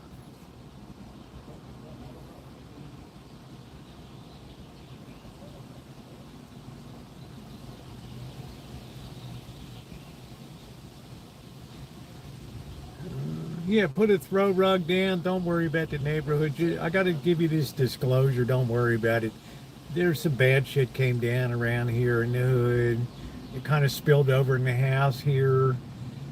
Yeah, an old lady got knifed like 82 times. I have to legally disclose that to you. But, it shouldn't have come in here, but, the person was all drug raged and it just spilled into the house. And, yeah. I just have to legally tell you that. My goodness. What's up, Bubble? How you doing? What's going on? It's a different world, ladies and gentlemen. Where human creativity is going to take a big dive here.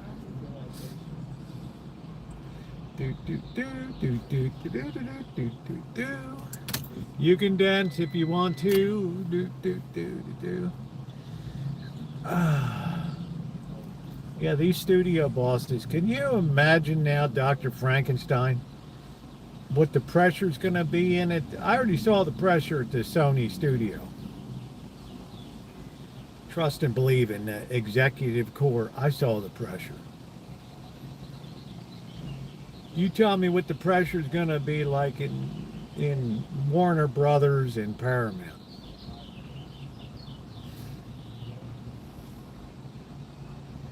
You'll be lucky if you get change to pay to park your car out of that crew. Annual dinner, scrap that shit. Send everybody a Christmas card greeting and don't ask me to sign it. Put my name on it. And send them some Farmer John hot dogs or something. Even the Jewish ones on the list, I don't know. Send them all beef dogs or something. Oh shit.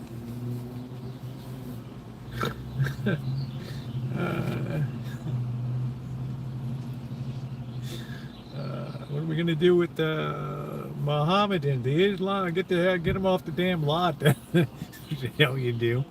Yeah, Guards Fox has my favorite movie.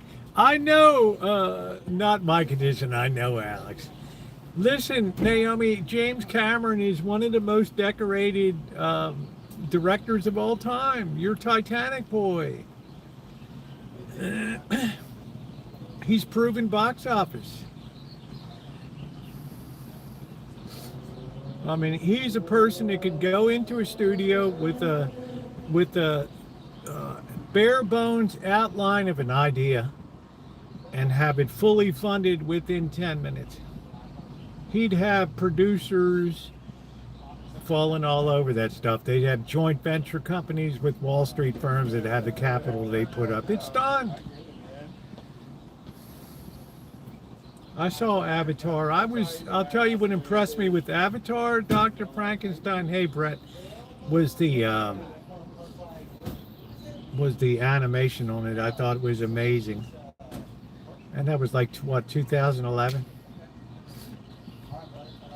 The colors, it was amazing.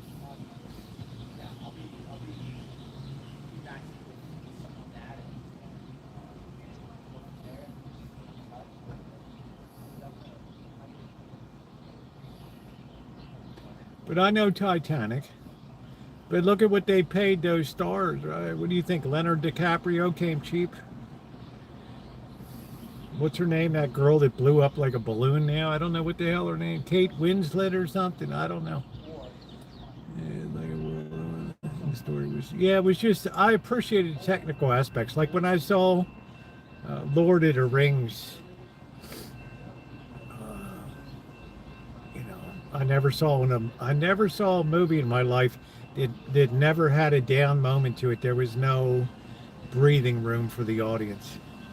It was just continuous, non-stop action. And it was filmed in 60 frames per second instead of usual cinematic 24 frames per second. So it had a tremendous clarity to it.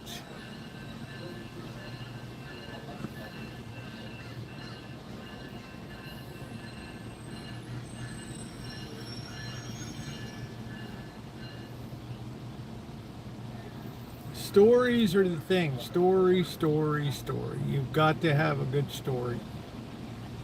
It's like publishers tell you, you got to have a platform these days. You got to have a story, and you got to have some skill. And even then, you got a 5% chance. Sounds good to me. I'll just devote the next 5 years of my life to it.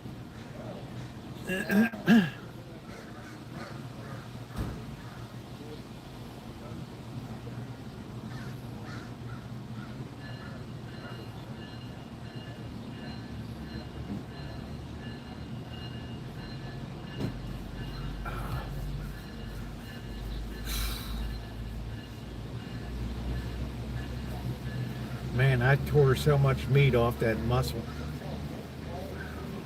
I mean, off that bone. It was like when you eat a rib and you tear that meat off. Oh.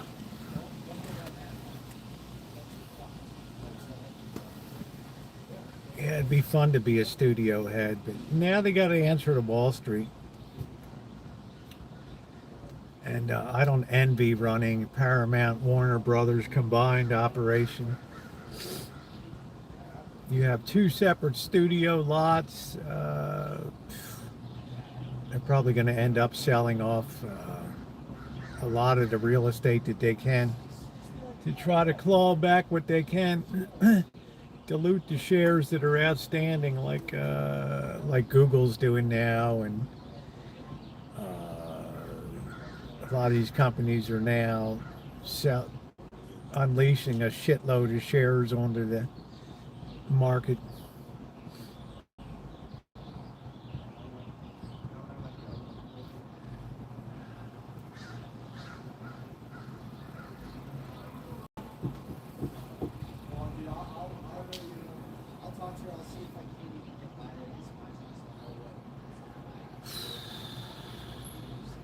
James Cameron. You need Celine Dion. I mean, look at the state of the music industry today. Oh, boy. It's like you can afford maybe 3 megastars and everybody else is chewing on the ragged end of the meat, chewing on the ragged end of the bone. You know, my daughter was in Nashville a week ago. She's like, you wouldn't believe the talent that's over here. I said, yeah, is Sony going to pick up? They wouldn't touch these people with a 10-foot pole. And a lot of these are better than what's out there right now. But, you know, you try to tell people you're going to take a chance. Are you kidding me?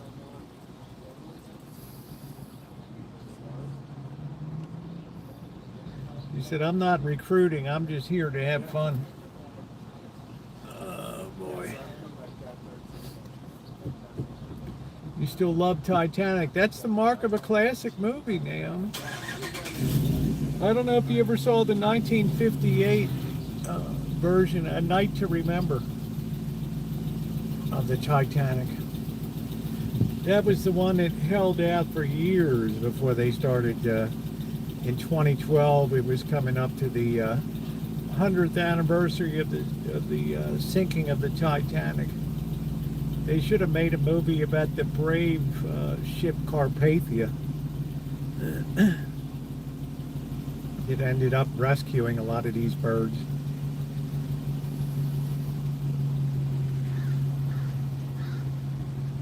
They missed the wrong angle in that story.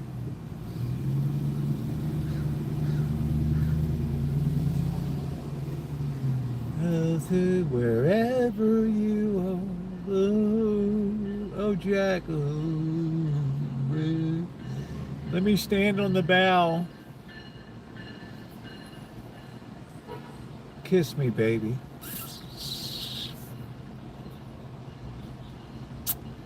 I love you so much. The beautiful thing is that you enjoyed the movie. That's the best. If you can leave a movie and feel like this was good, this was worth it. If you can leave an amusement park and say, yeah, it was expensive, but I feel like I got my money's worth out of it, that's a good thing. Yeah, is that an iceberg ahead? Yes, they won the Stanley Cup, which is a big deal. They look good. They look sharp. Very good team. I think next year for the Canadians, they'll have a little more seasoning. I think they'll go deeper in.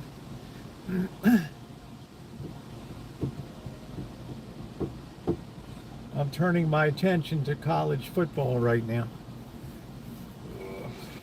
I'm going to try to build a AI model for betting.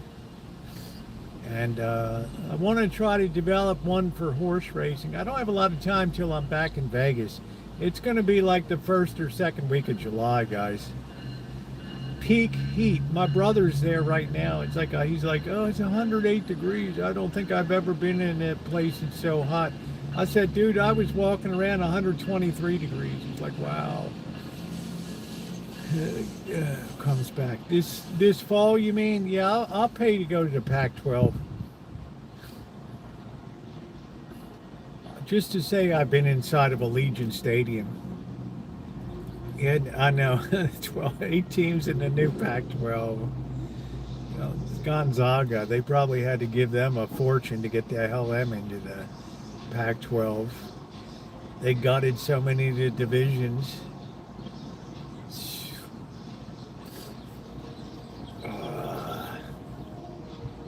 Yeah, I'm saying they probably had to twist their arm to get him in there, to get something going.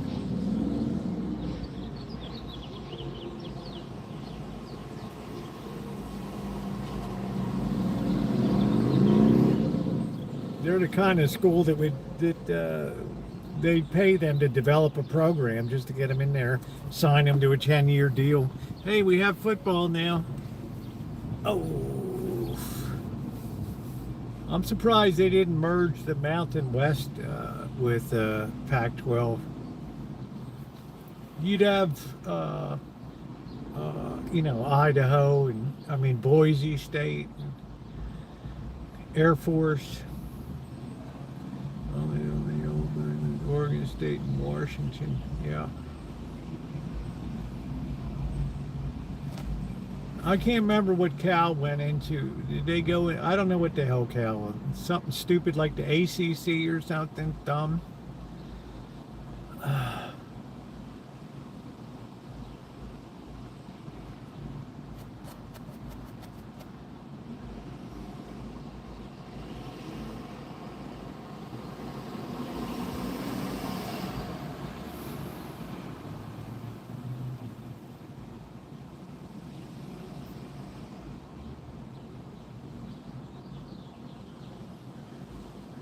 Indiana is going to take a real dive this year. I'm doing a little better, Angus. Kisses. Thank you, honey. Yesterday was a rude day, but today's a little bit better. Thank you. I'm just trying to take it easy. Thank you very much. I hope you're doing okay today. Of course, we're not charging. 52%, nice.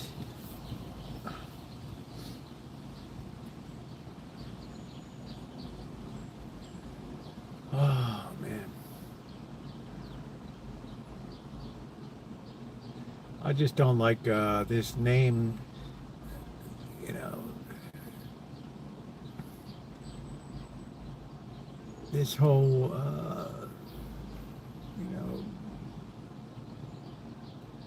transfer portal just killed it. Yeah, it's the old Charger. I'm not hauling the new one around. That new one is going to be strictly for the strictly for the cooling. Boise State, Colorado, Fresno, San Diego State, you all moved from the Mountain West to the new Pac-12.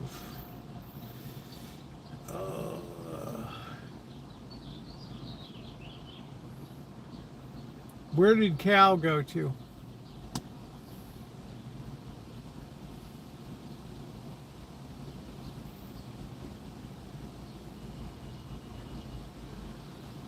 Means they kept New Mexico State and all them, and isn't that dumb? The Atlantic Coast Conference has Cal in it.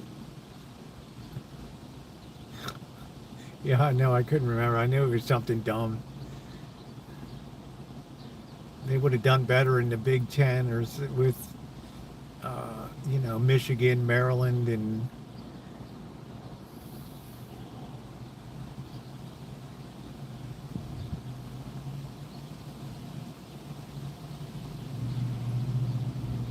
pretty dumb, dude. Pretty dumb.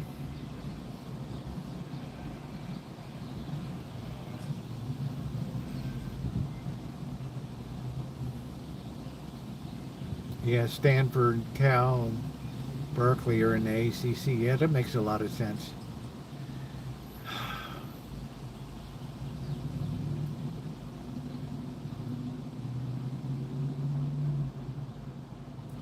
Anyway, I'm going to try to see if I can build a model, build an app. I was impressed that AI picked the Kentucky Derby winner, a 30-to-1 shot when we were developing it. That made an impression.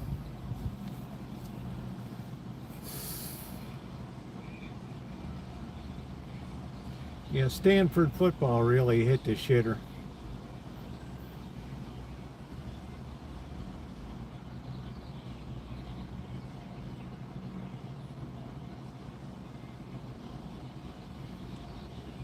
They have to travel. That's what I'm saying, Brett. It's so dumb.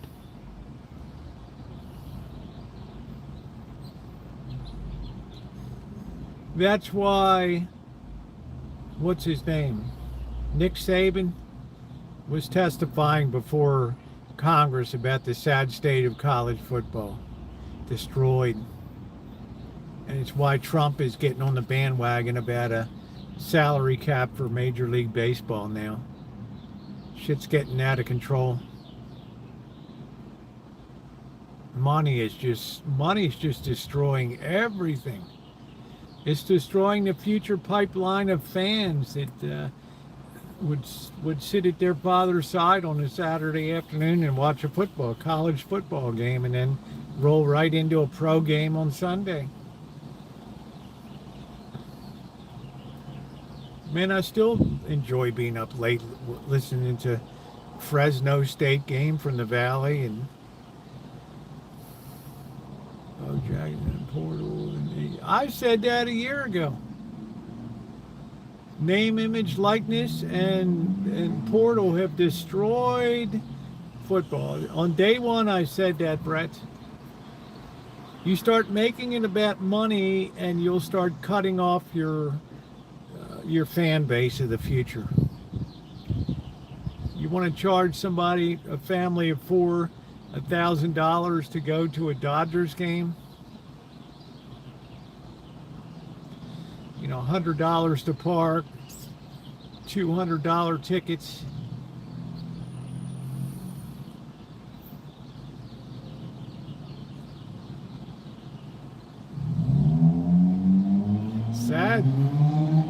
Sad to see something that you love and you grew up with just gutted.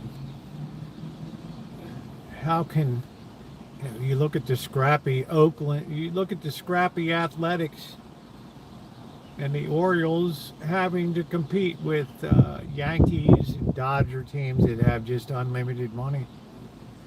It just doesn't make interest. Doesn't do a lot of interest.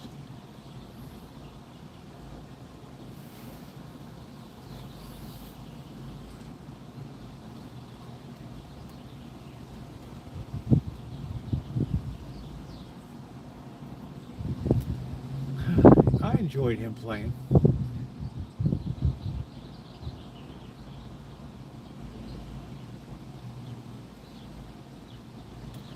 But look at it now, Brett. I mean, it's a sad season coming up. The only thing I know what to do is to fade Indiana. He was great in track and field in high school. Yeah, well.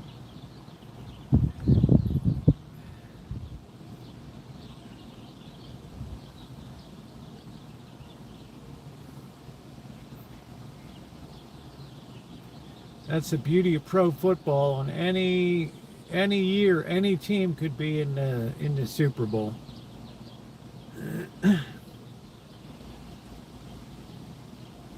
And then what they do? They got the city of Chicago now because they don't understand what they have, and they're now going to be playing in Indiana. Do you still call them the Chicago Bears? I don't know. Well, we have the New York Giants play in New Jersey. Okay. All right.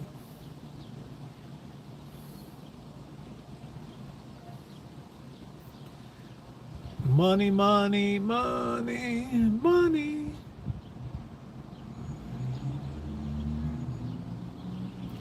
So I figured when Nick Saban has to testify before Congress about college football, this guy knows football like nobody's business. All you need is Urban Meyer to go in. The new stadium, the Bears will be in Hammond, Indiana. Isn't that crazy?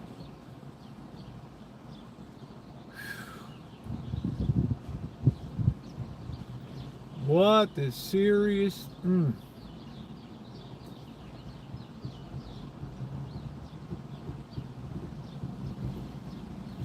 If I'm a Bears fan, I'm going out of my mind in Chicago right now. I'm going out of my mind. I want the mayor's head on a pike.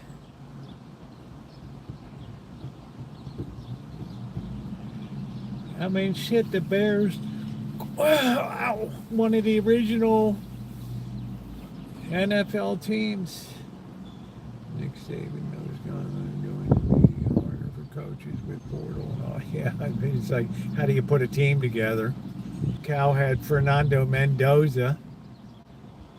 They could have been gone deep in the playoffs last year, but he moved on to Indiana.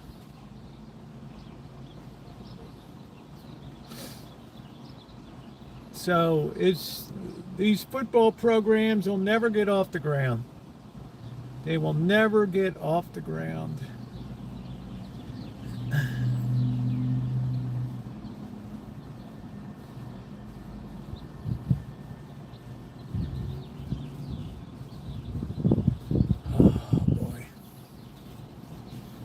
I still have to look at the year coming up. I still have to take stock of it somehow. Like oh man, yeah. I love James Madison. I made more money off of James Madison. Oh, and Duke. They were just money in the bank, dude. They got no respect. As soon as I saw them come back and beat Appalachian State, I said, that's it, boys. I got to put my money on them. Great coach, great team. Now you can't build a program anymore. All you can do, the rest of the college football teams, all they are is just a farm system for the SEC and the Big Ten.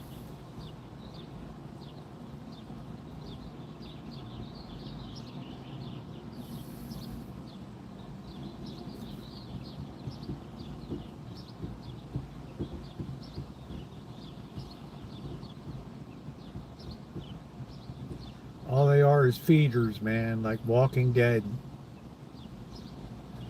Feeders. They'll still find a way to bounce, though. James Madison is a hell of a resourceful. They punch so far above their weight class, it's not even funny. It's like I waited for Troy State to get their shit together. Deion Sanders did the same damn thing to Jackson State in Mississippi. He got them up the old wazoo, got them all excited, all doing good, and then just pulled the ripcord. That was it. See you later, boys. See you later.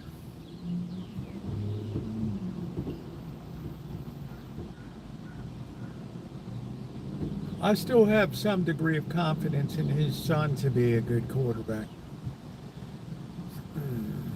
But you watch the Raiders this year with Mendoza.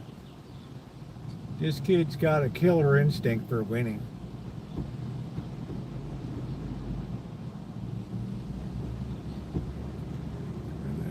Yeah, some people like to follow a head coach.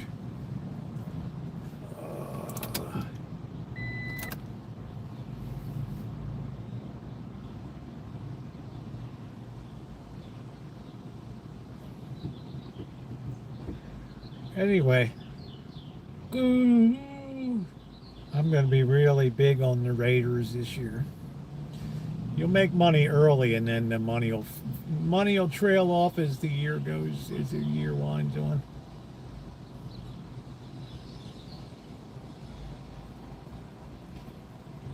He is exceptional. And I think Jesse Minter is going to do good things with the Ravens operation. It's going to be a whole new defense, and their problem was never scoring points. It was protecting against the deep pass. John Gruden praised how they can make decisions. And that's what I said. I got to go heavy on the Raiders early. Oh. Let's roll over downtown a little bit. I want to turn this all into football, but I will have some football discussions on the Rosie Murphy channel, Brett. So if you're not subscribed to that, I'm going to turn that into a college football and pro football hangout for the year. I got to put some content up on there.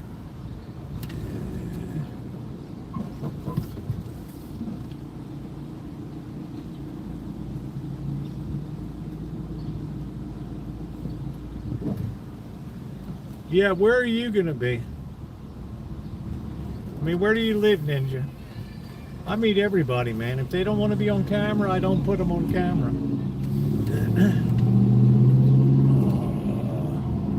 And that's the ugliest color for a Porsche I ever saw.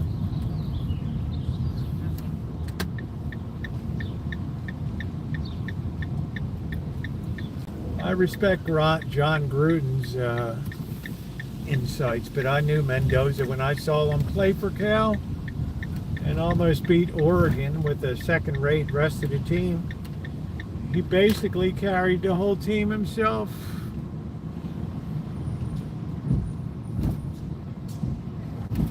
Yeah, I know you would carry class. That would be fine. I would enjoy meeting you.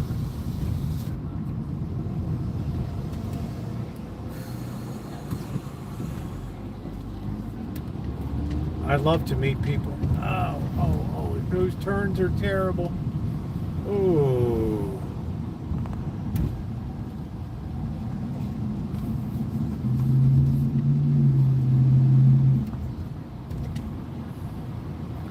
Penn State's the one that really screwed me last year. They came in from the year before on such a high. The Penn State whiteout, man. And I just had such high hopes. And that quarterback, whatever the hell his name is, the guy ended up being a total dud.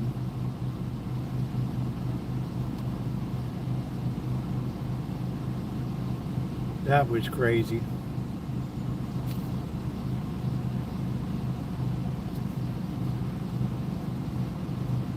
That was my biggest disappointment.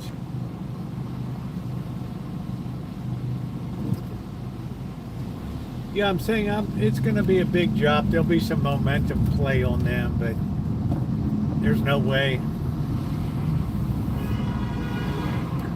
There's no way they're going to be in the big house and win.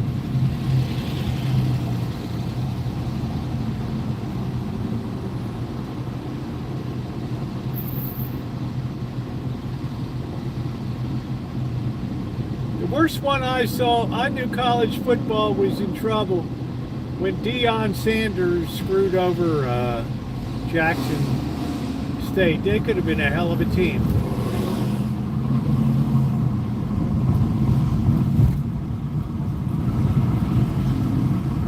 They could have been a hell of a team. And he got all those kids all pumped up. And then he just pulled the plug on them.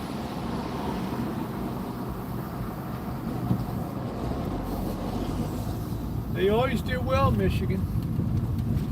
They won the basketball. It's an easy school to recruit. If you're a good recruiting school, you got a good program, you got it made. If you're also ran, you got your work cut out for you. Thing that kills me is some of these guys could declare for the portal while the season was still going on. I'd be like, dude, you got to keep your mouth shut. Do you know how much money's bet in Las Vegas on all of this shit? Are you kidding me? Oh, wow, your husband just got home. Oh, wow. That's cool. Man, I hated that when they would have an over-under. It'd be like 50 points. I'd take the over. They'd pull the starter when they were up like 24-0. It would be over. You'd never get the... I mean, it's the biggest sucker bet that there is.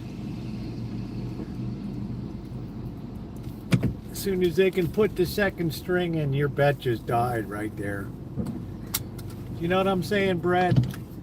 I don't do that bullshit anymore. Go find the next dope to take that bet.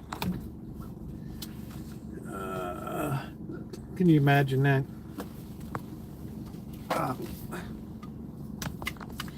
You think that first quarter, shit, they're going to score 70 points today? No, dude. They took the starters out in the first quarter. Guess what? Your bet just died. These second string guys look like something out of a St. Mary's high school team playing or something.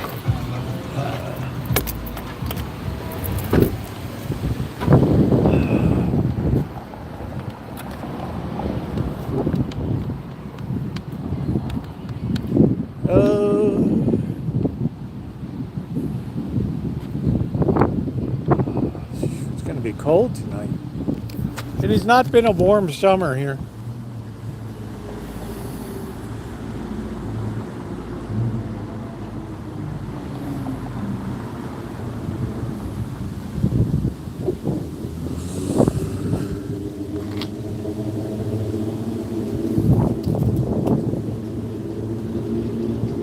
Hey, Alan. It's good to walk around a little bit.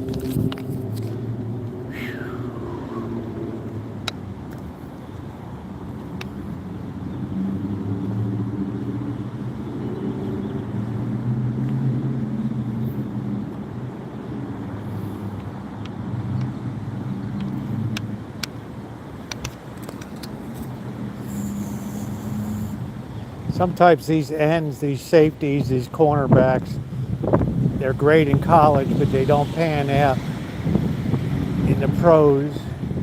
Mainly because they can't take a pro level hit.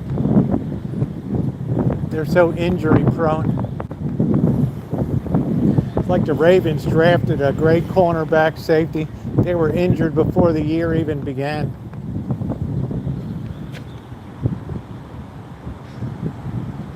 Yeah, I'm going to feel it tomorrow, but I need to get some exercise.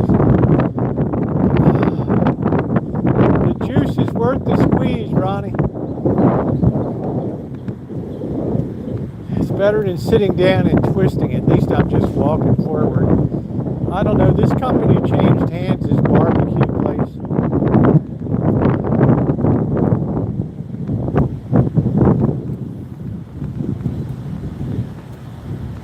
I got to get my steps in today. Titus, come on, go. Titus.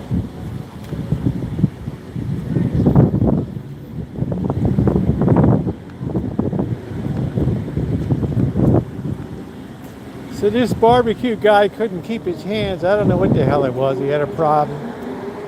Came over here. He finally sold out.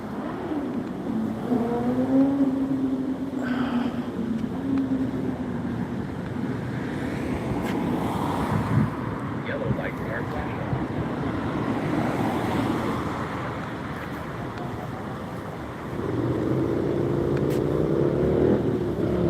Samples every week, Wednesday nights. New chef owner Chris Miller and Megan Farnham.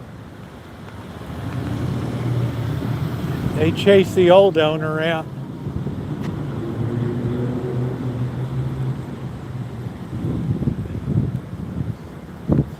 Man, once you slip, there's no redemption road in this town.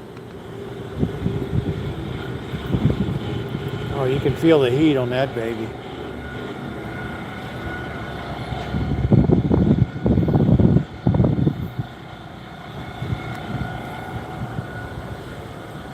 There's no coming back in this town. When you screw up, it's over. You put your hand on a girl's hiney, you're done.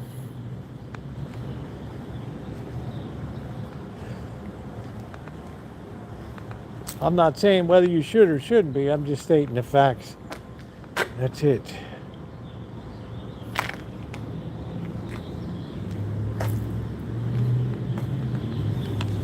It's one thing the old boys learn these days. Keep your hands to yourself. Smells good, the barbecue. But I'm sure it's got a zombie price tag to it. Glad to be with you guys today. Could we get the thumbs up going? Let's see, he's got his wood ready to go there. You can feel the heat off that baby.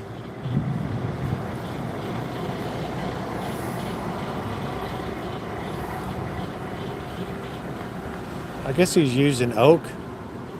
You guys got to remember to remind me to take some wood down to Vegas.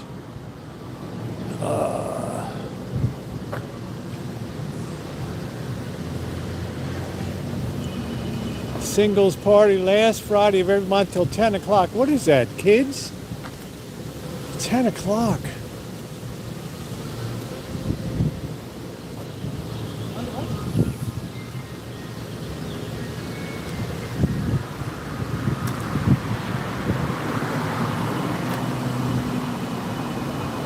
And look at this weird pink place over here.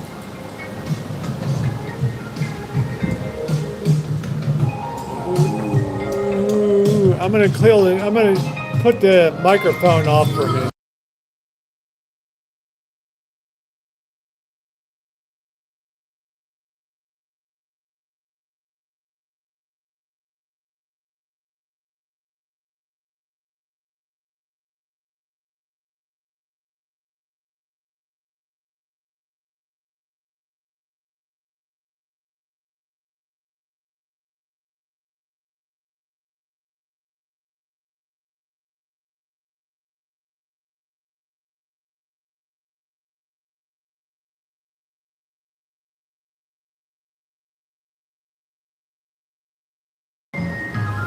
Here's the weird place over here.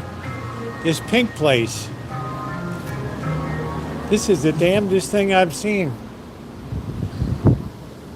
Cafe Carousel. It's got to be a Mexican place.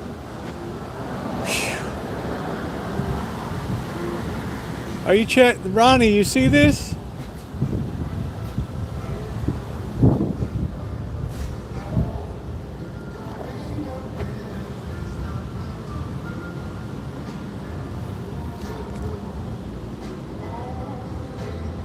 Yeah, food is not cheap. Look at this place. Ronnie, are you seeing this? I can't get an appetite with pink. Whew.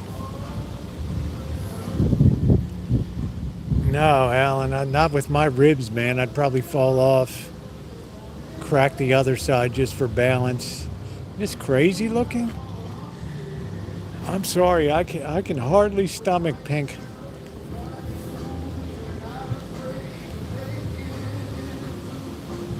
Look at that, you put all these jewels on this thing.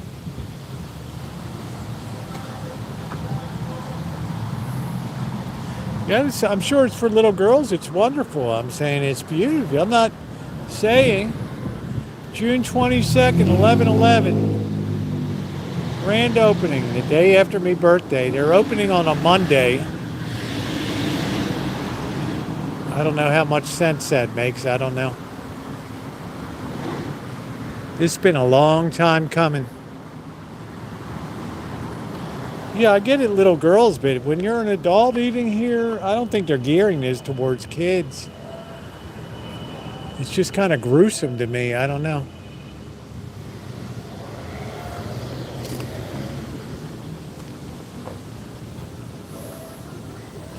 Grand opening. 11:11 a.m. Strange time to open.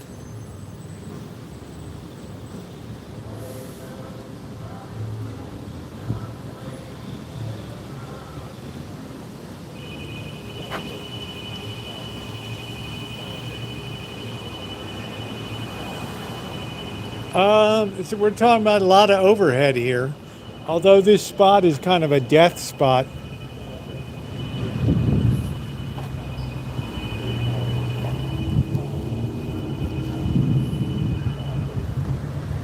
I don't know why 11/11, it's just strange to me.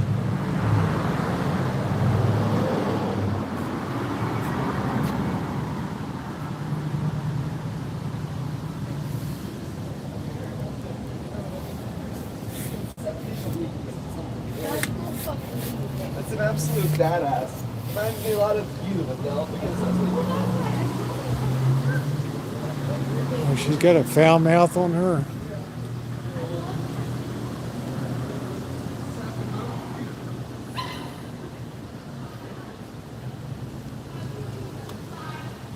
Well, there's nothing like a girl with a foul mouth.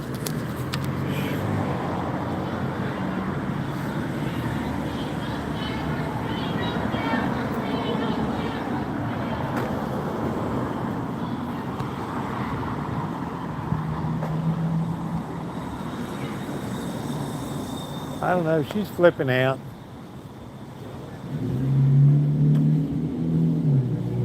This person's flipping.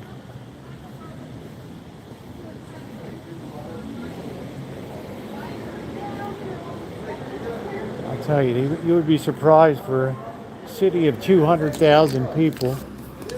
how crazy ass this town is. No, I saw. And I thought I did. It was crazy.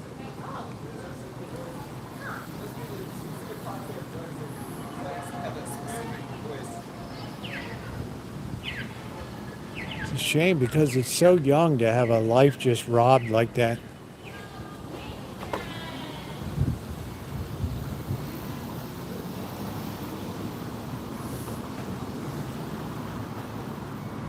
Hey, Melody.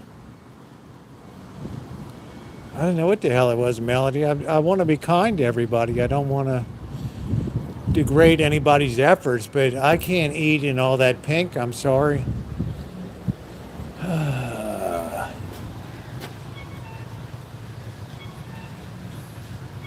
Shapiro, Galvin, Shapiro, and Moran sound like my kind of law firm there, baby.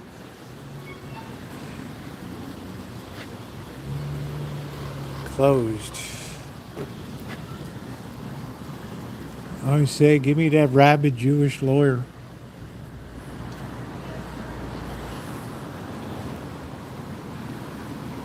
How you doing, Melody? Good to see you. I don't know what it is, Brad. I can't eat it. I literally cannot eat in that kind of environment. It's impossible. It's just too counter-receptive to my taste buds.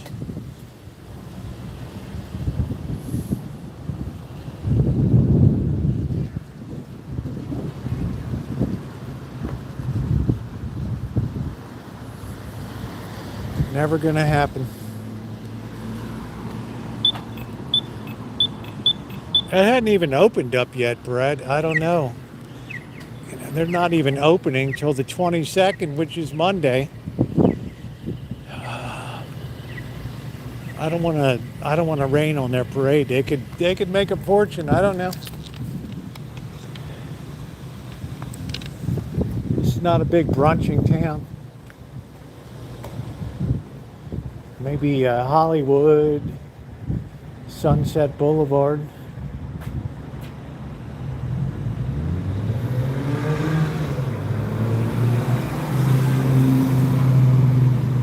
I just can't do the pink. There's a lot of barber shops opening now.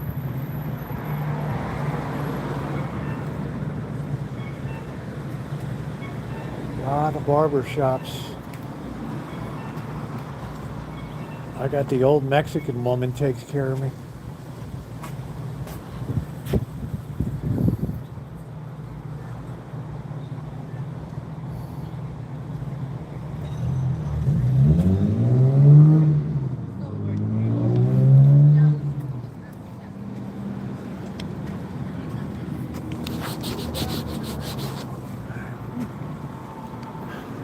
My barber lady loves me. It's hard to find a $10 haircut place these days. Beer passports.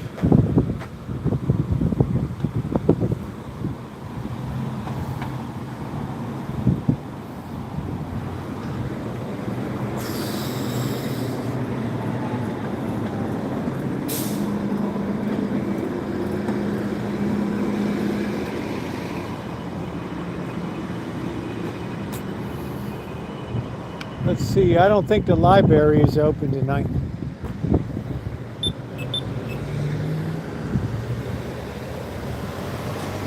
The library will close.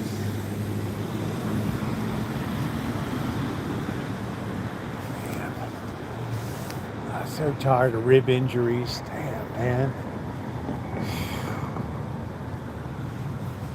I hope I'm one of these people that's not going to smash the same thing over and over again.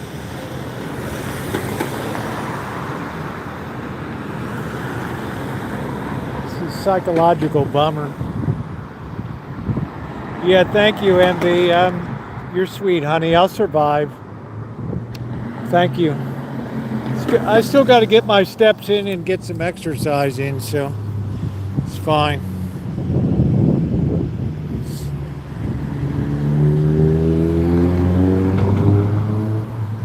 You're very sweet, my girl. All of my girls love me on here.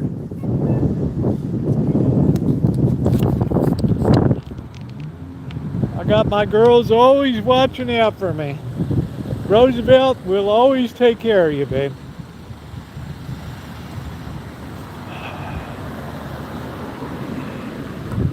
The old Rosenberg's department store. I am loved. And I don't take it for granted. Because love is a many-splendored thing. I went to the Kinko's office here. Man, they charged a fortune to kick out 2 copies of my manuscript.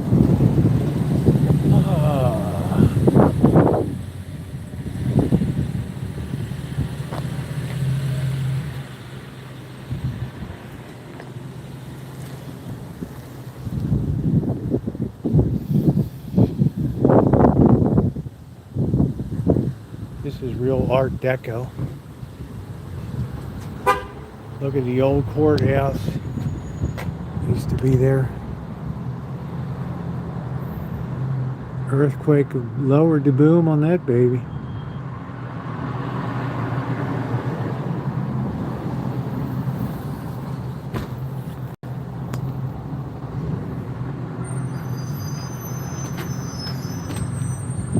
That's why Santa Rosa has nothing cool looking.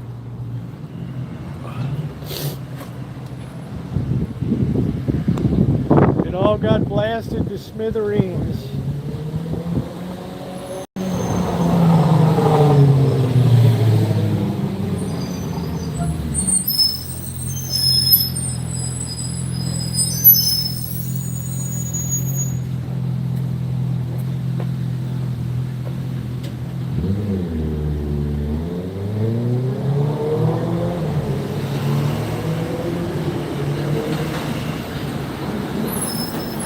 Angus Kisses has been dealing with that pain for years. She never complains about it. She's a warrior.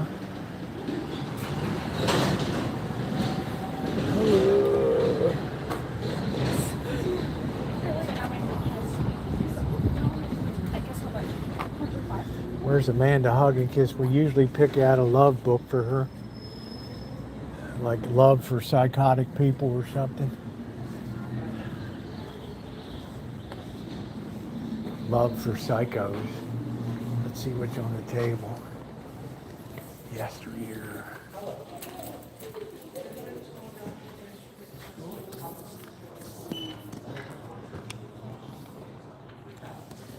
Tried Wife. Sounds like my niece.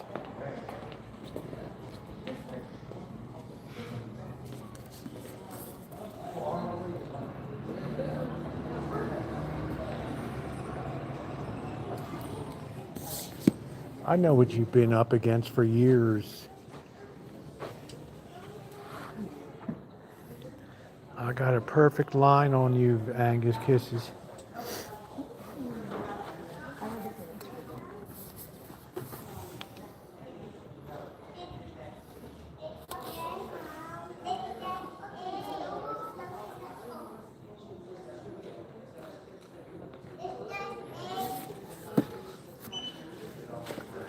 Let's see if we can find a book on psychotic love for Amanda Hug and Kiss. Murder, murder, murder.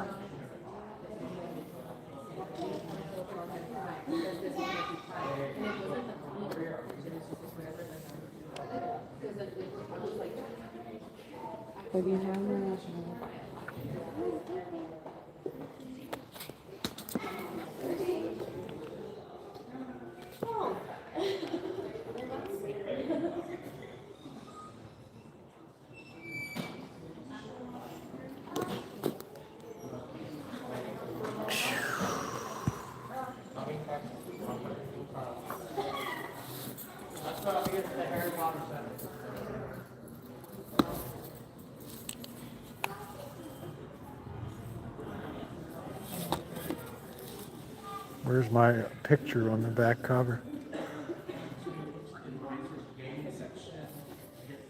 Roosevelt. Your next romance. Here we go.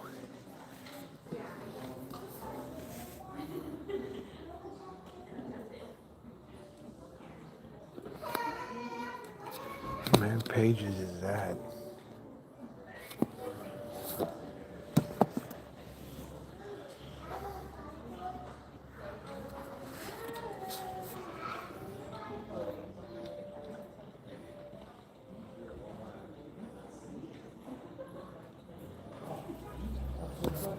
You'll be forgotten before her next cycle. All right.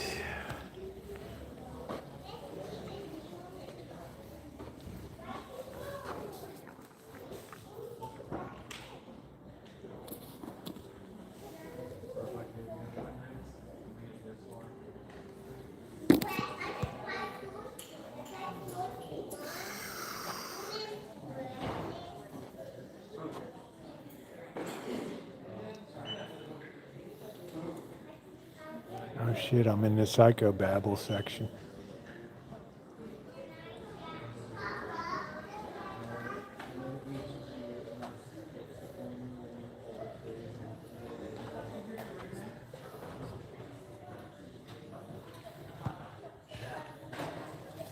I'd be too exhausted for boundless sex.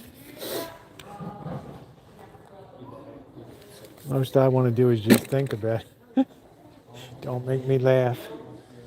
I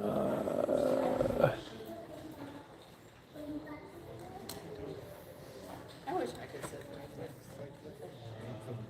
It's for people that Oh yeah, this would be all right to read.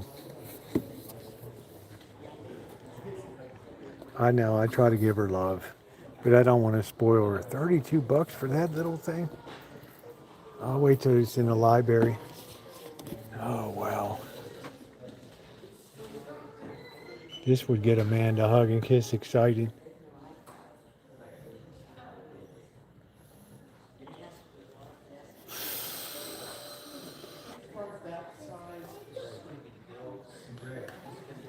I know I have to respect all my girls' feelings here.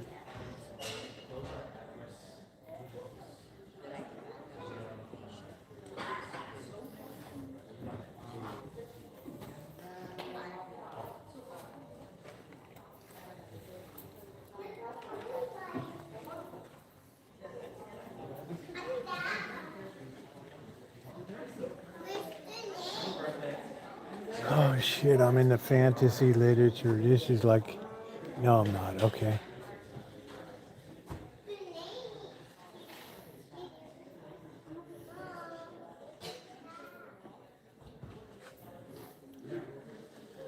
Is she still alive? So that's actually on the far left. That is a beach in Jamestown Drive. And then on the right are a bunch of buildings that exist no longer exist. I thought half these people were dead. This guy used to run Disney. They brought him back for a while.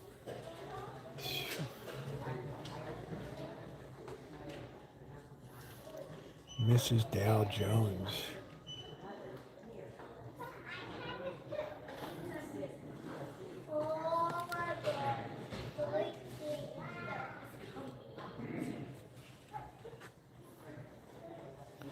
Shit, Vivian, that's what they used to say about me.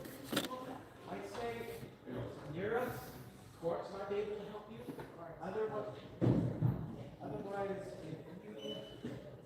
Jeez. I'll just tell you honestly, you want to learn how to make money. Yeah, listen to a Chinese person, and that's straight up honest.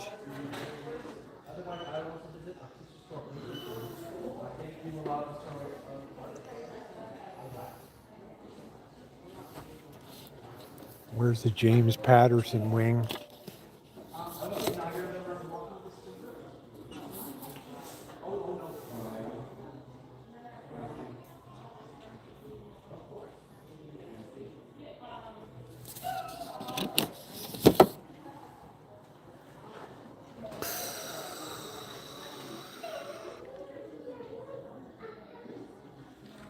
Math and drag. The hell is that?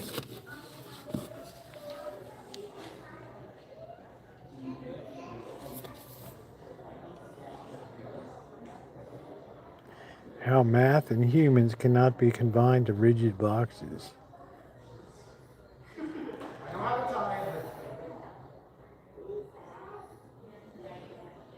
Damn, you'd have to go far to teach me something new in math. All right.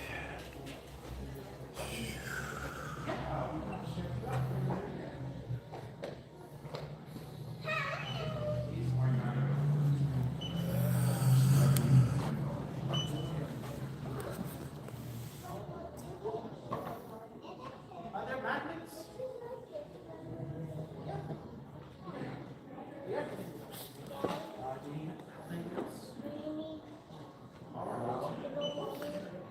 I will never take my mail carrier for granted again. Obviously, this guy doesn't live on the Alpine route I do.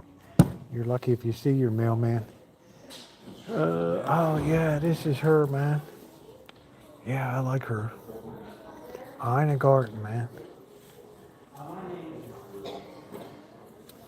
She's my big girl right there.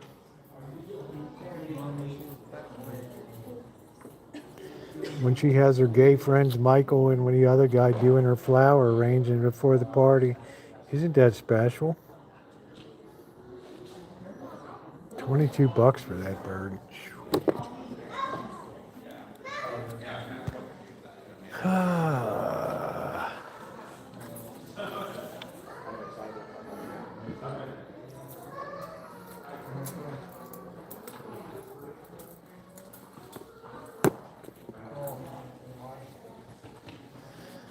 Oh man, notes on grief. Chimon, I can't even pronounce. If I can't pronounce your name, I can't read your book.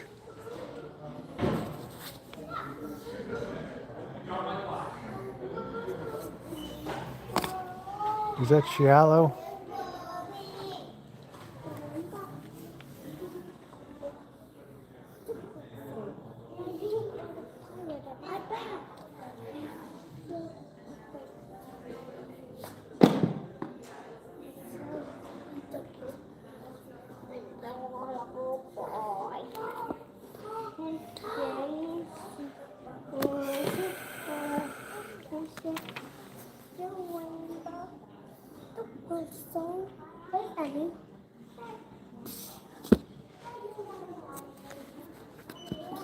This is the way Ronnie feels with me. I love Ina Garten, man. Her recipes are the bomb. She understands balancing flavors.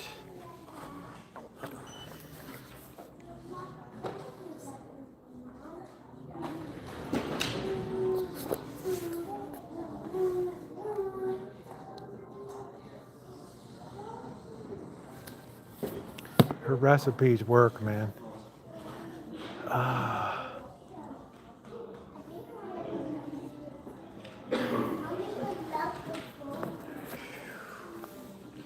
And Robert Schuller had the power of possibility thinking.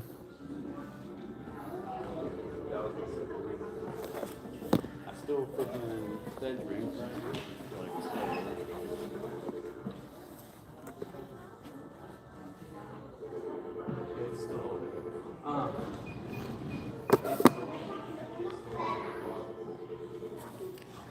Yeah, she's good. Yeah, there's James Patterson. He could have a whole wing of books here, just his own. Baseball 100. Let's see how many Orioles made the cut. Let's see. George Will.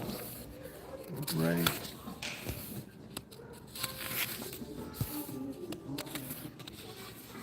Mike, you seen it? He's pitched for the Orioles.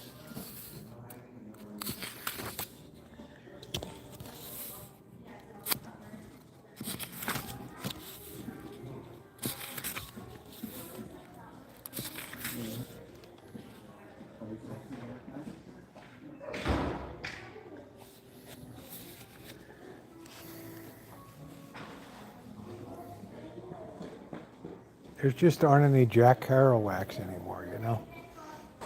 Probably Melody would agree. I'm sad about selfie.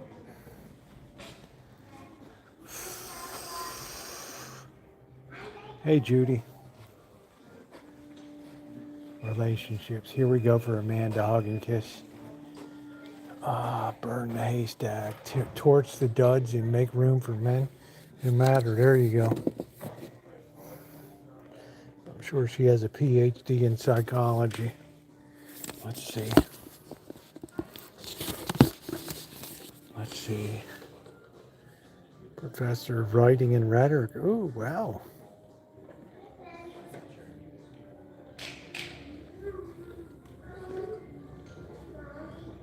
She looks sad. You never want to take relationship advice from a sad-looking broad.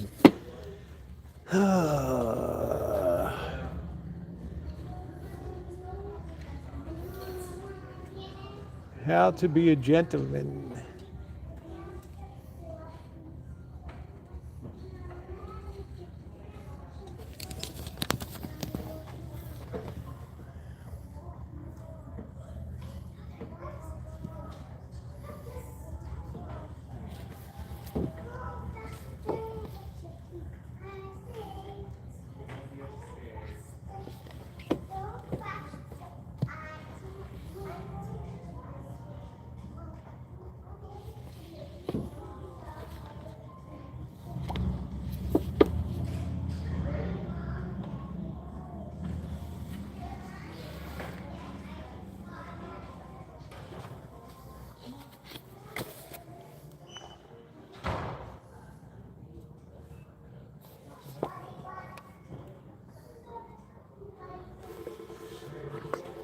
It's a dark world, ladies and gentlemen.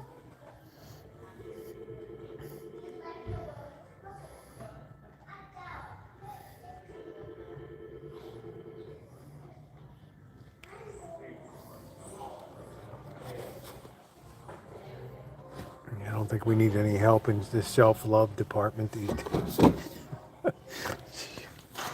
Oh, shit. All right.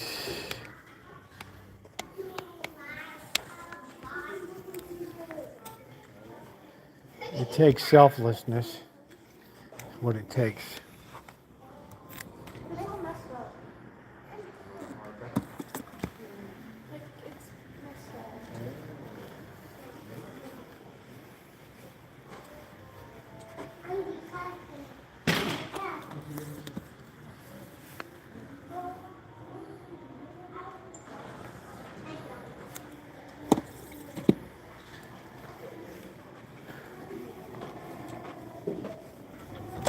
Do I dig that girl? Do I dig that girl?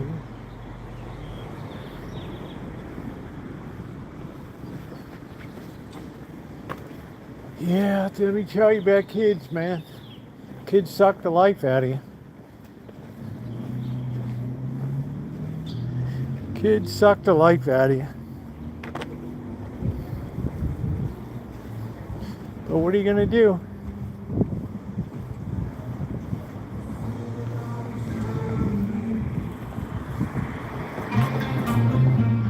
Ting Hao.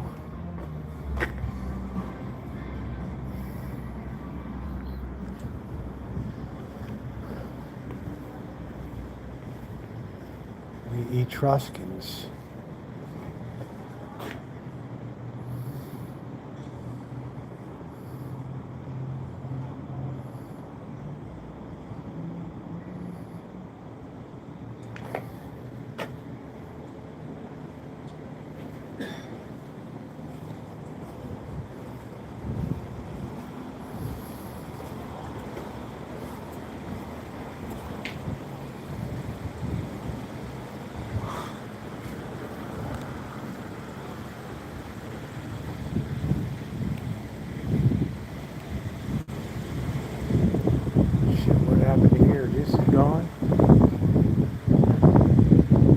Gifts for the men and women.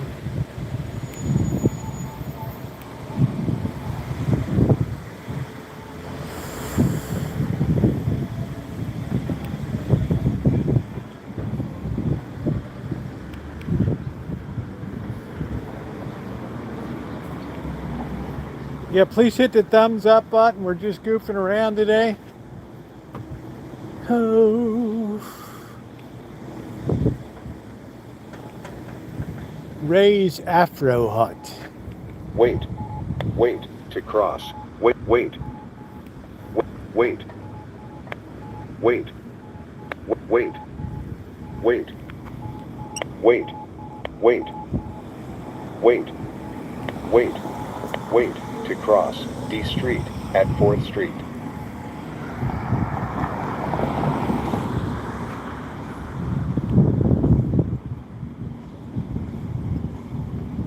Yeah, they moved the Kinkos up here and they charge twice as much.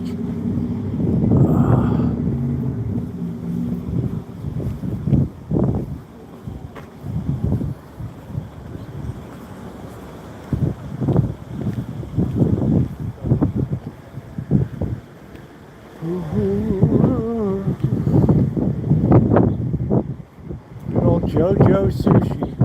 It's been gone forever. It used to be a hell of a place. It's getting windy and cold.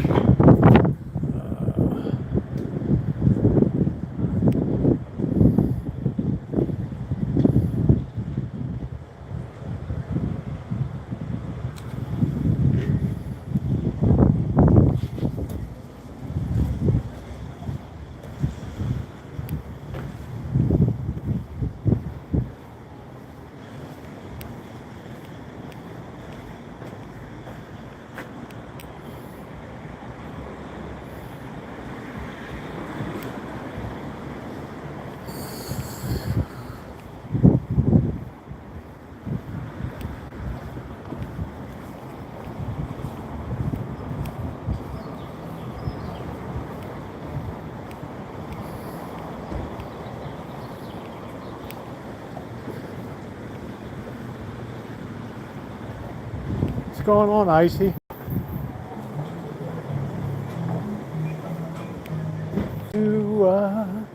Big Dad Girl. Gold of Napoli.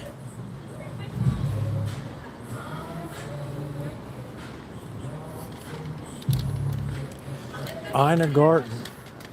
Yeah, her recipes work, man.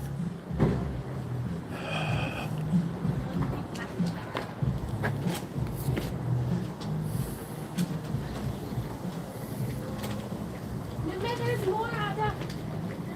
Yeah. It's your boy.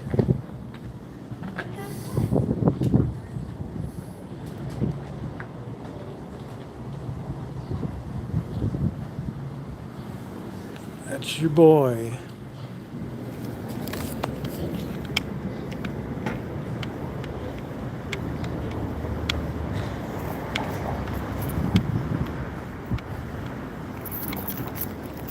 It's just a Monday afternoon. We're almost coming into, we're very late spring.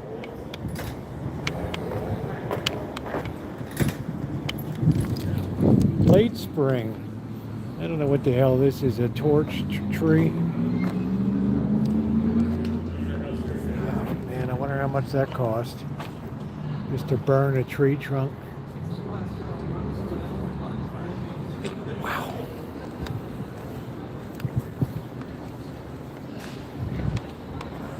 This city produces some of the dumbest kids in the United States in school, but they got money for that stuff.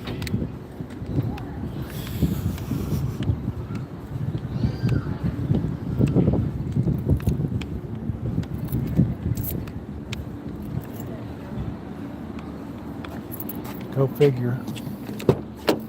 All right. Easy does it. Ooh, easy slide in. Ooh, oh, oh. Slide in. Get that baby in there. There we go. Oh, lean. It's next Sunday.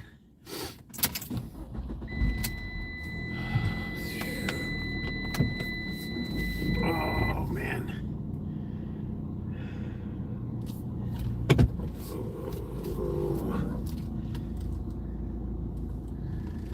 Okay, turn the wheel slowly. Take it easy. Take it easy. There we go. Straighten out. Put the seatbelt on. We got no Monday Night Football.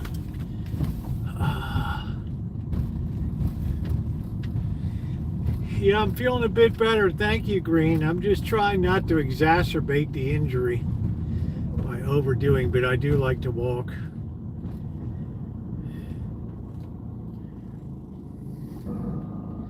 Thank you for asking.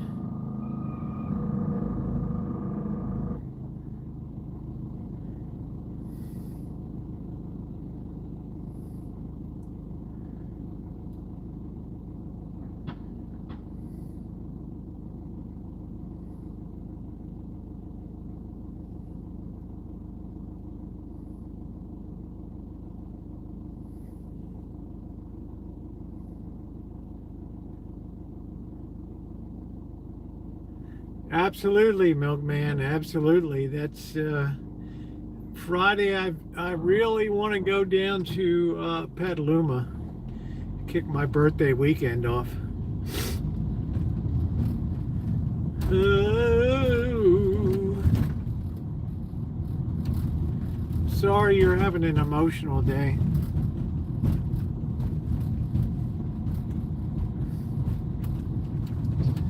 Well, you're at the right place to cheer up.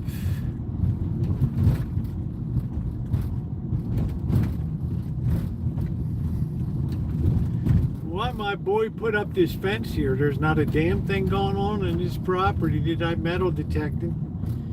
Not a damn thing. This boy hasn't made a move.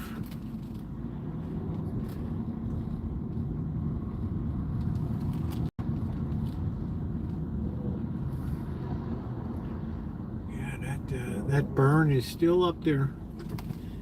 Wow, I guess he did it to keep the squatters out.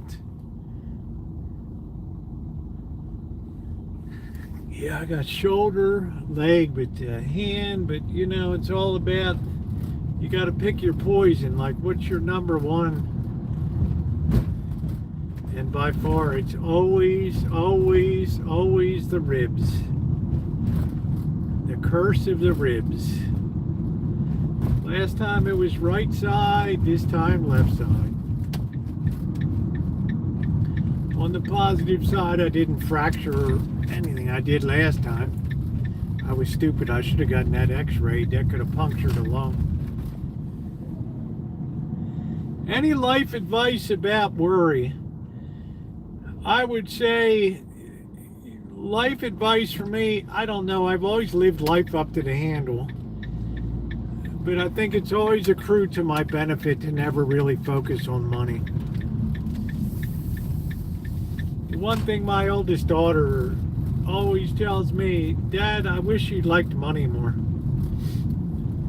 Well, you know what, at the end of the day, I took that as a compliment. Because it's always people that elevated my needle. The way you find meaning in life is not meaning to yourself, but be meaningful to other people. That's what gives people the power to live lives of meaning. You can't define it in your own life. You have to define it in relationship to others.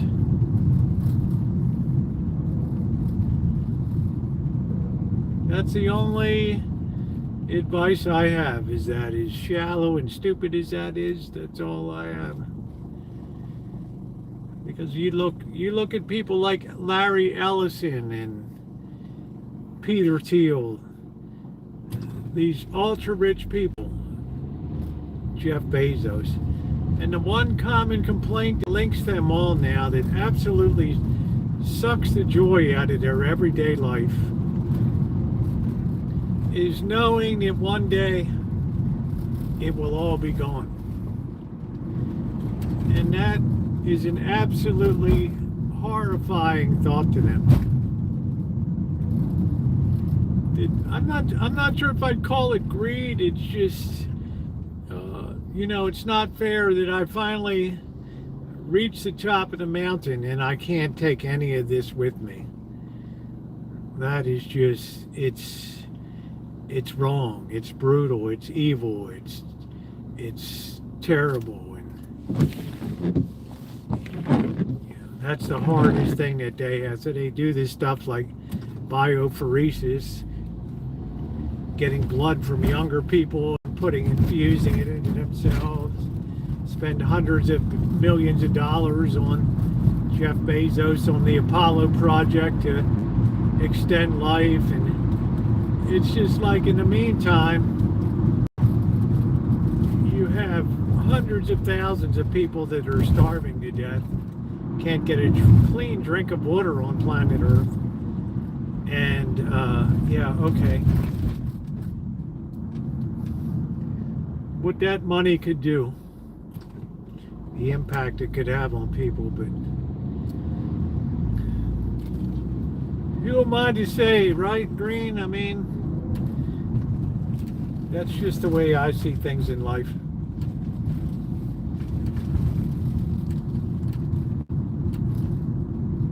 Yeah, Rosebud, exactly. It comes down to that.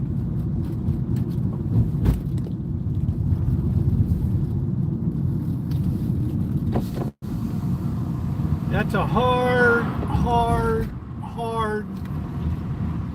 pill for people to swallow.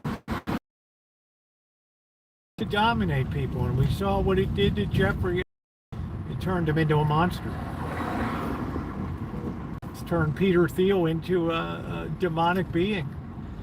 Every year goes by, he looks more and more possessed by the devil. Jeff Bezos on this ultra conditioning program to be in the best shape he can be in.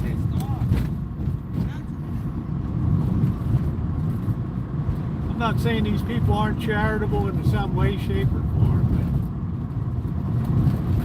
but we live in a gilded age, ladies and gentlemen.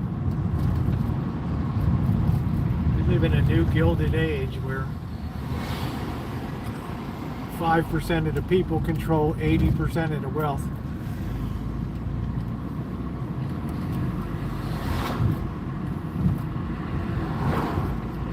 Those type of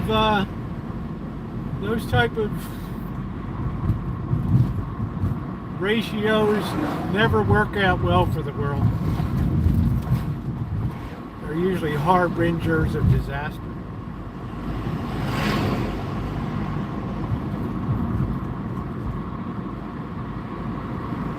Those type of things usually inspire things like the French Revolution. Oh, damn this thing.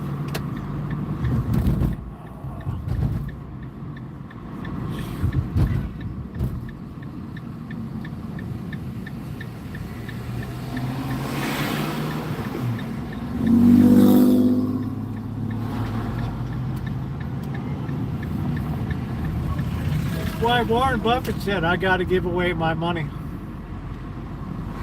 I can't have it be a shackle on me like old Jacob Marley dragging chains through life.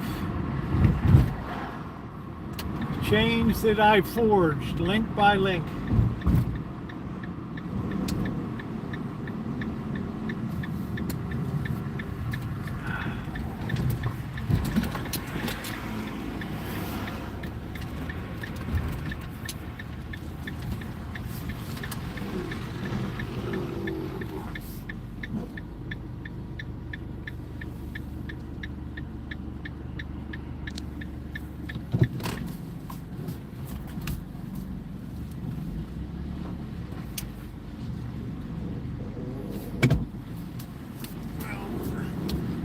Body dynamics and things are things that a lot of people obsess about. I used to.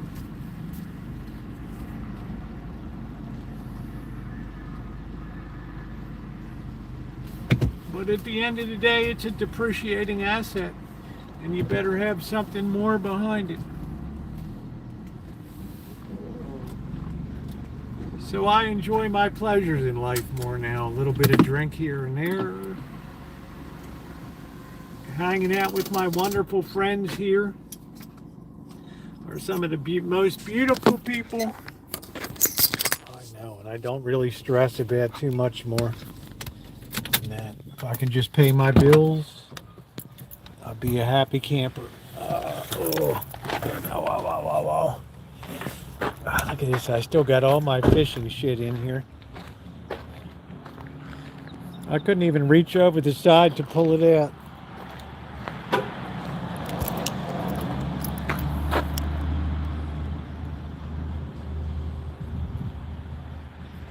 Hey, JR, how you doing?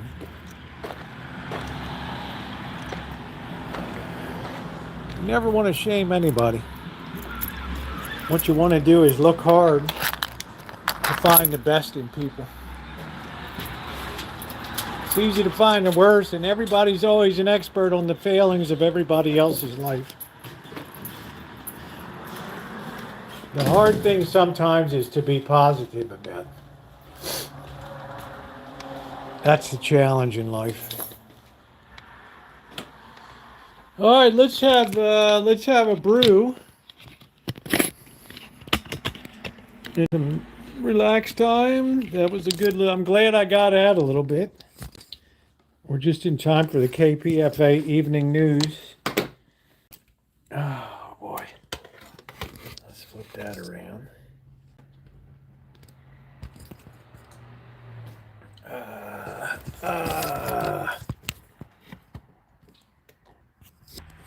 There we go. Oh, let me put this on. Oh, bend down. Oh. All right, give me a second to whiz. Carry class is good people.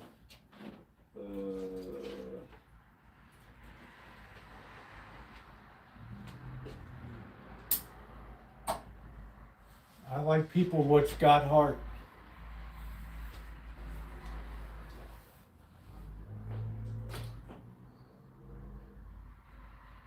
Let's see, I might be on the wrong station here. Oh. Oh, that shit came right out, didn't it?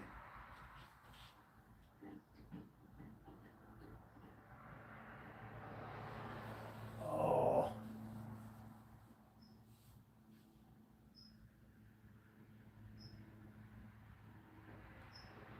The cost of food and essentials like fertilizer far beyond the region and helped push the United States inflation up to 4%. The U.S. blockade imposed after an initial ceasefire was reached on April 7th cut off billions All right, give me a second. from oil exports and further crippled an economy already hit hard by the war. Its closure was a focal point in ending the conflict. Although the strait remained open prior to the U.S. bombings, Iran had floated the idea of charging ships to pass through it. But according to Trump, and it's toll-free. We had a little argument on that. It's toll-free. much remains unknown about the agreement, including whether it addresses Iran's missile program or its support for regional allies like Hezbollah, issues the United States and Israel cited to justify the war.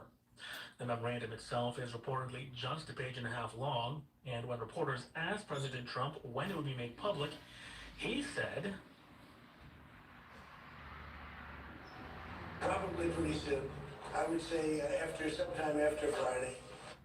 Another major question is how it addresses Lebanon. Israel and Hezbollah are not parties to the deal, and their fighting could blow up the arrangement.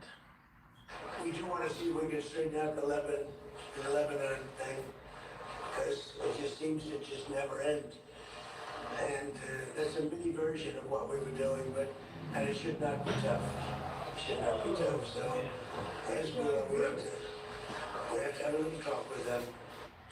Israeli Prime Minister Benjamin Netanyahu said that his country would not withdraw from land occupied, seized in southern Lebanon.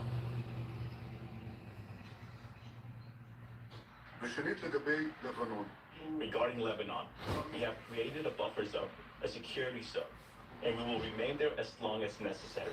Iran wanted us to withdraw from there, but that did not happen.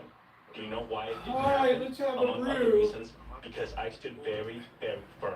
I was very restless. This is like, and I believe our American friends respect this determination. yeah, I thought I'd get that one last time. We are staying there. I still got a little bit of time. I might be able to make the window.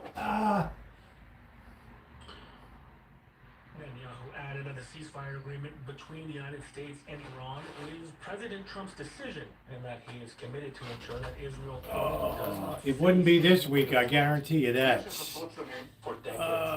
Like Sonoma's good bass. I can define it as my life's mission. I have stood by it to this day, and I will stand by it in the future. With an agreement or without an agreement, Iran will not have nuclear weapons. Not today, not tomorrow. As long as I'm the Prime Minister of Israel, it will not happen. The Trump administration said its aim in the war was to obliterate Iran's missile arsenal. Yeah, the season ends in 15 days or something, 14 days. So I wanted to get out there. Along with other parts of its military infrastructure. Israel joined the United States in Judy, what's going on with your back? You still dealing with that same crap? And Israeli Prime Minister Benjamin Netanyahu warned that any peace could prove temporary. Thank you, Angus Kisses. But I tell you, citizens of Israel, the struggle is not over. We will need to continue to be vigilant, to remain strong and determined, to defend ourselves as necessary. This is true not only against Iran, but also against Iran's terrorist arms, which we have struck in an unprecedented manner. Yeah, I think our relationship with Israel is in for a real change. We did this in the refugee camps in Judea and Samaria. Especially once the midterms take place.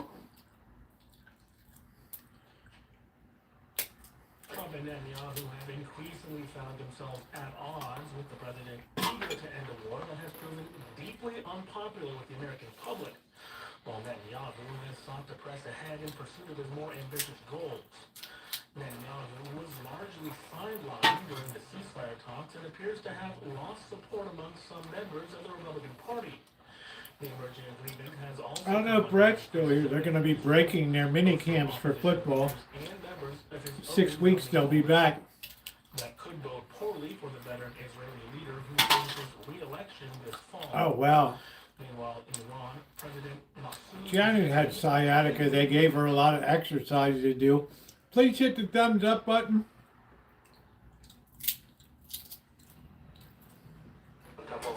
The memorandum of understanding that has been drafted as a result of months of dialogue, continuous follow-up, and various communications in this regard. In my view, if all of its provisions are implemented properly, it can be regarded as a source of pride for the country. I had sciatica one time. It drove me nuts. However, struck a more cautious tone, expressing only Drove me nuts. optimism about the agreement. Last night I slept a little better. Oh, that first night. Oh, the hell with that. Basing the negotiation plan and implementing the understanding that has been reached on distrust and past experiences. At the same time, we are trying to create as many economic opportunities for the country as we can on this path. It is natural that we do not miss any opportunity in the foreign ministry, but we do not get attached to any opportunities either. World leaders also Wouldn't it be amazing if the Middle East ever got along? Keir Starmer, who called it an important step towards ending the conflict. Man. We have long called for de-escalation, and it is vital that all parties see Where's this that, Ron? to secure stability in the region and restore freedom of navigation. Oh, it's in not the this Strait of side again. Hormuz. Turkish President Recep Tayyip Erdogan welcomed an initial agreement to end the war between the United States and Iran, saying the region is able to, quote, breathe a sigh of relief after months of tensions. Speaking after a cabinet meeting on Monday, Erdogan, an outspoken critic of the Israeli government, suggested that Israel could obstruct the process without naming the country directly.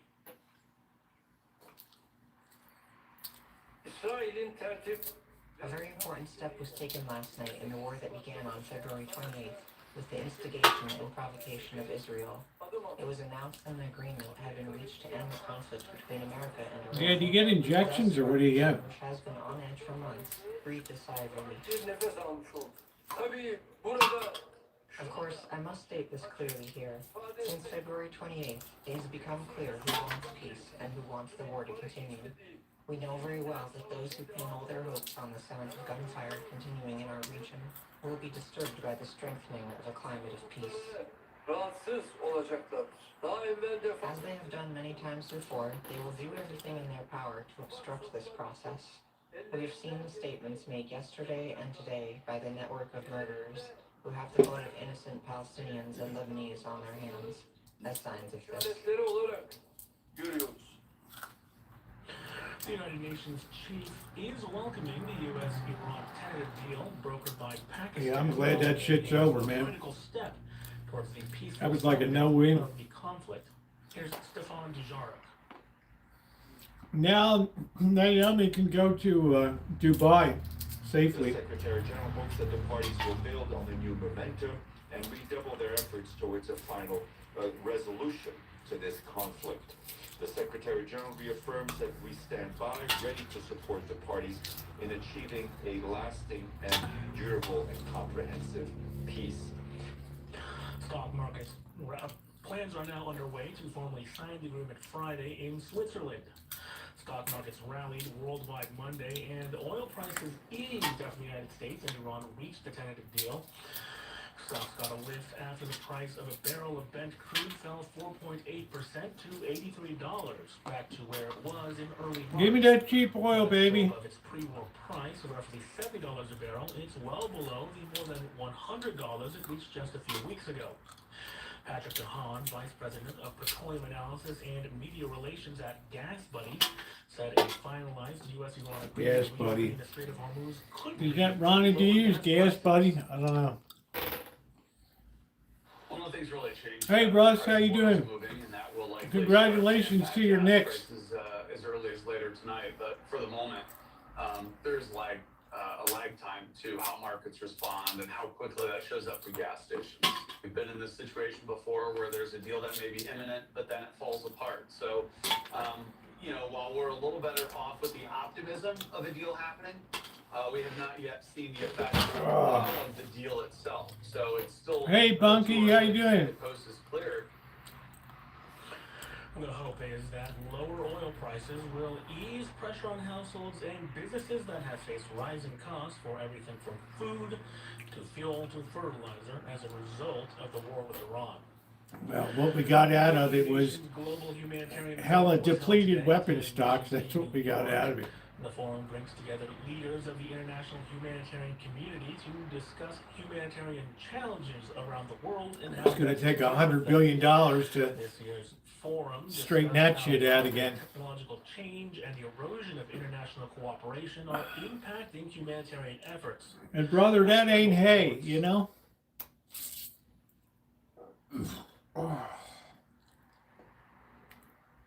This news is so delayed bringing on quotes. Andrew Thompson is a British academic specializing in international and human rights and civil society movements. I think every day should be a little better. I think Friday we're going to try to, I don't know if it's Friday or Saturday, we're going to try to do Petaluma, depending on how I'm feeling. Head down maybe 3 o'clock. Too much of an international humanitarian system. It will be thrown. If I can't swing it, it'll be a regular Friday. But I think the weather's supposed to be good. Whatever that amount of resource is, being enough, then all the situations that it faces. I think it should be pretty good. Sri Lanka is acting Assistant Secretary General for Humanitarian Affairs and Deputy Emergency Relief Coordinator at the UN Office for the Coordination of Humanitarian Affairs. He told the panel that just in the past decade, climate change has accelerated and poses a danger to millions, and AI has developed as a major economic disruptor. But, he said, at the same time, funding for humanitarian assistance is also dropping. We meet at a moment when the humanitarian needs are rising faster than our ability to respond. This gap reflects something deeper. A fracture in global We're going to have disc surgery or something, Judy. are retracting from their commitments to international law, the laws of war, gender equality, Couple of your brake discs straightened out there. and collective prosperity. Dr. Cheers, Michael Icy. Is an American I gotta have my brew. position. He heads Harvard I gotta have my beer. Initiative. He said he's hearing from colleagues on the front lines of the Ebola outbreak in the Democratic Republic of Congo about just how little international support there is to help contain the outbreak. People are working with lack of every. It's got a decent vibe. Risking their lives because they don't have PPE, they don't have the ability. It's been about 3 months since I've been down. Lack of community trust and lack of. Yeah, people really enjoy. And I think the weather's going to be ideal. It'll be a little chilly, I think, but it'll be nice. That epidemics know no borders. They know. I can't make any promises. It just depends how I feel Friday. Forum ended with a call from all the experts No injection. international It's the nerve that causes. projects through the United Nations and other international organizations. Do you want me to open For my KBFA News, I'm Max. I'm going to wait till my birthday and I'm going to open it. I got 2 here, babe. If that's okay on Sunday. This year have killed at least 1,000 civilians. And Human Rights Ebola, baby. Escalating attacks and growing concerns about how modern warfare is impacting the region and what this could mean for those threatened by the attacks. Well, as long as they're not touching your spinal column, that's pretty good. As long as you're not in the movie Spinal Tap.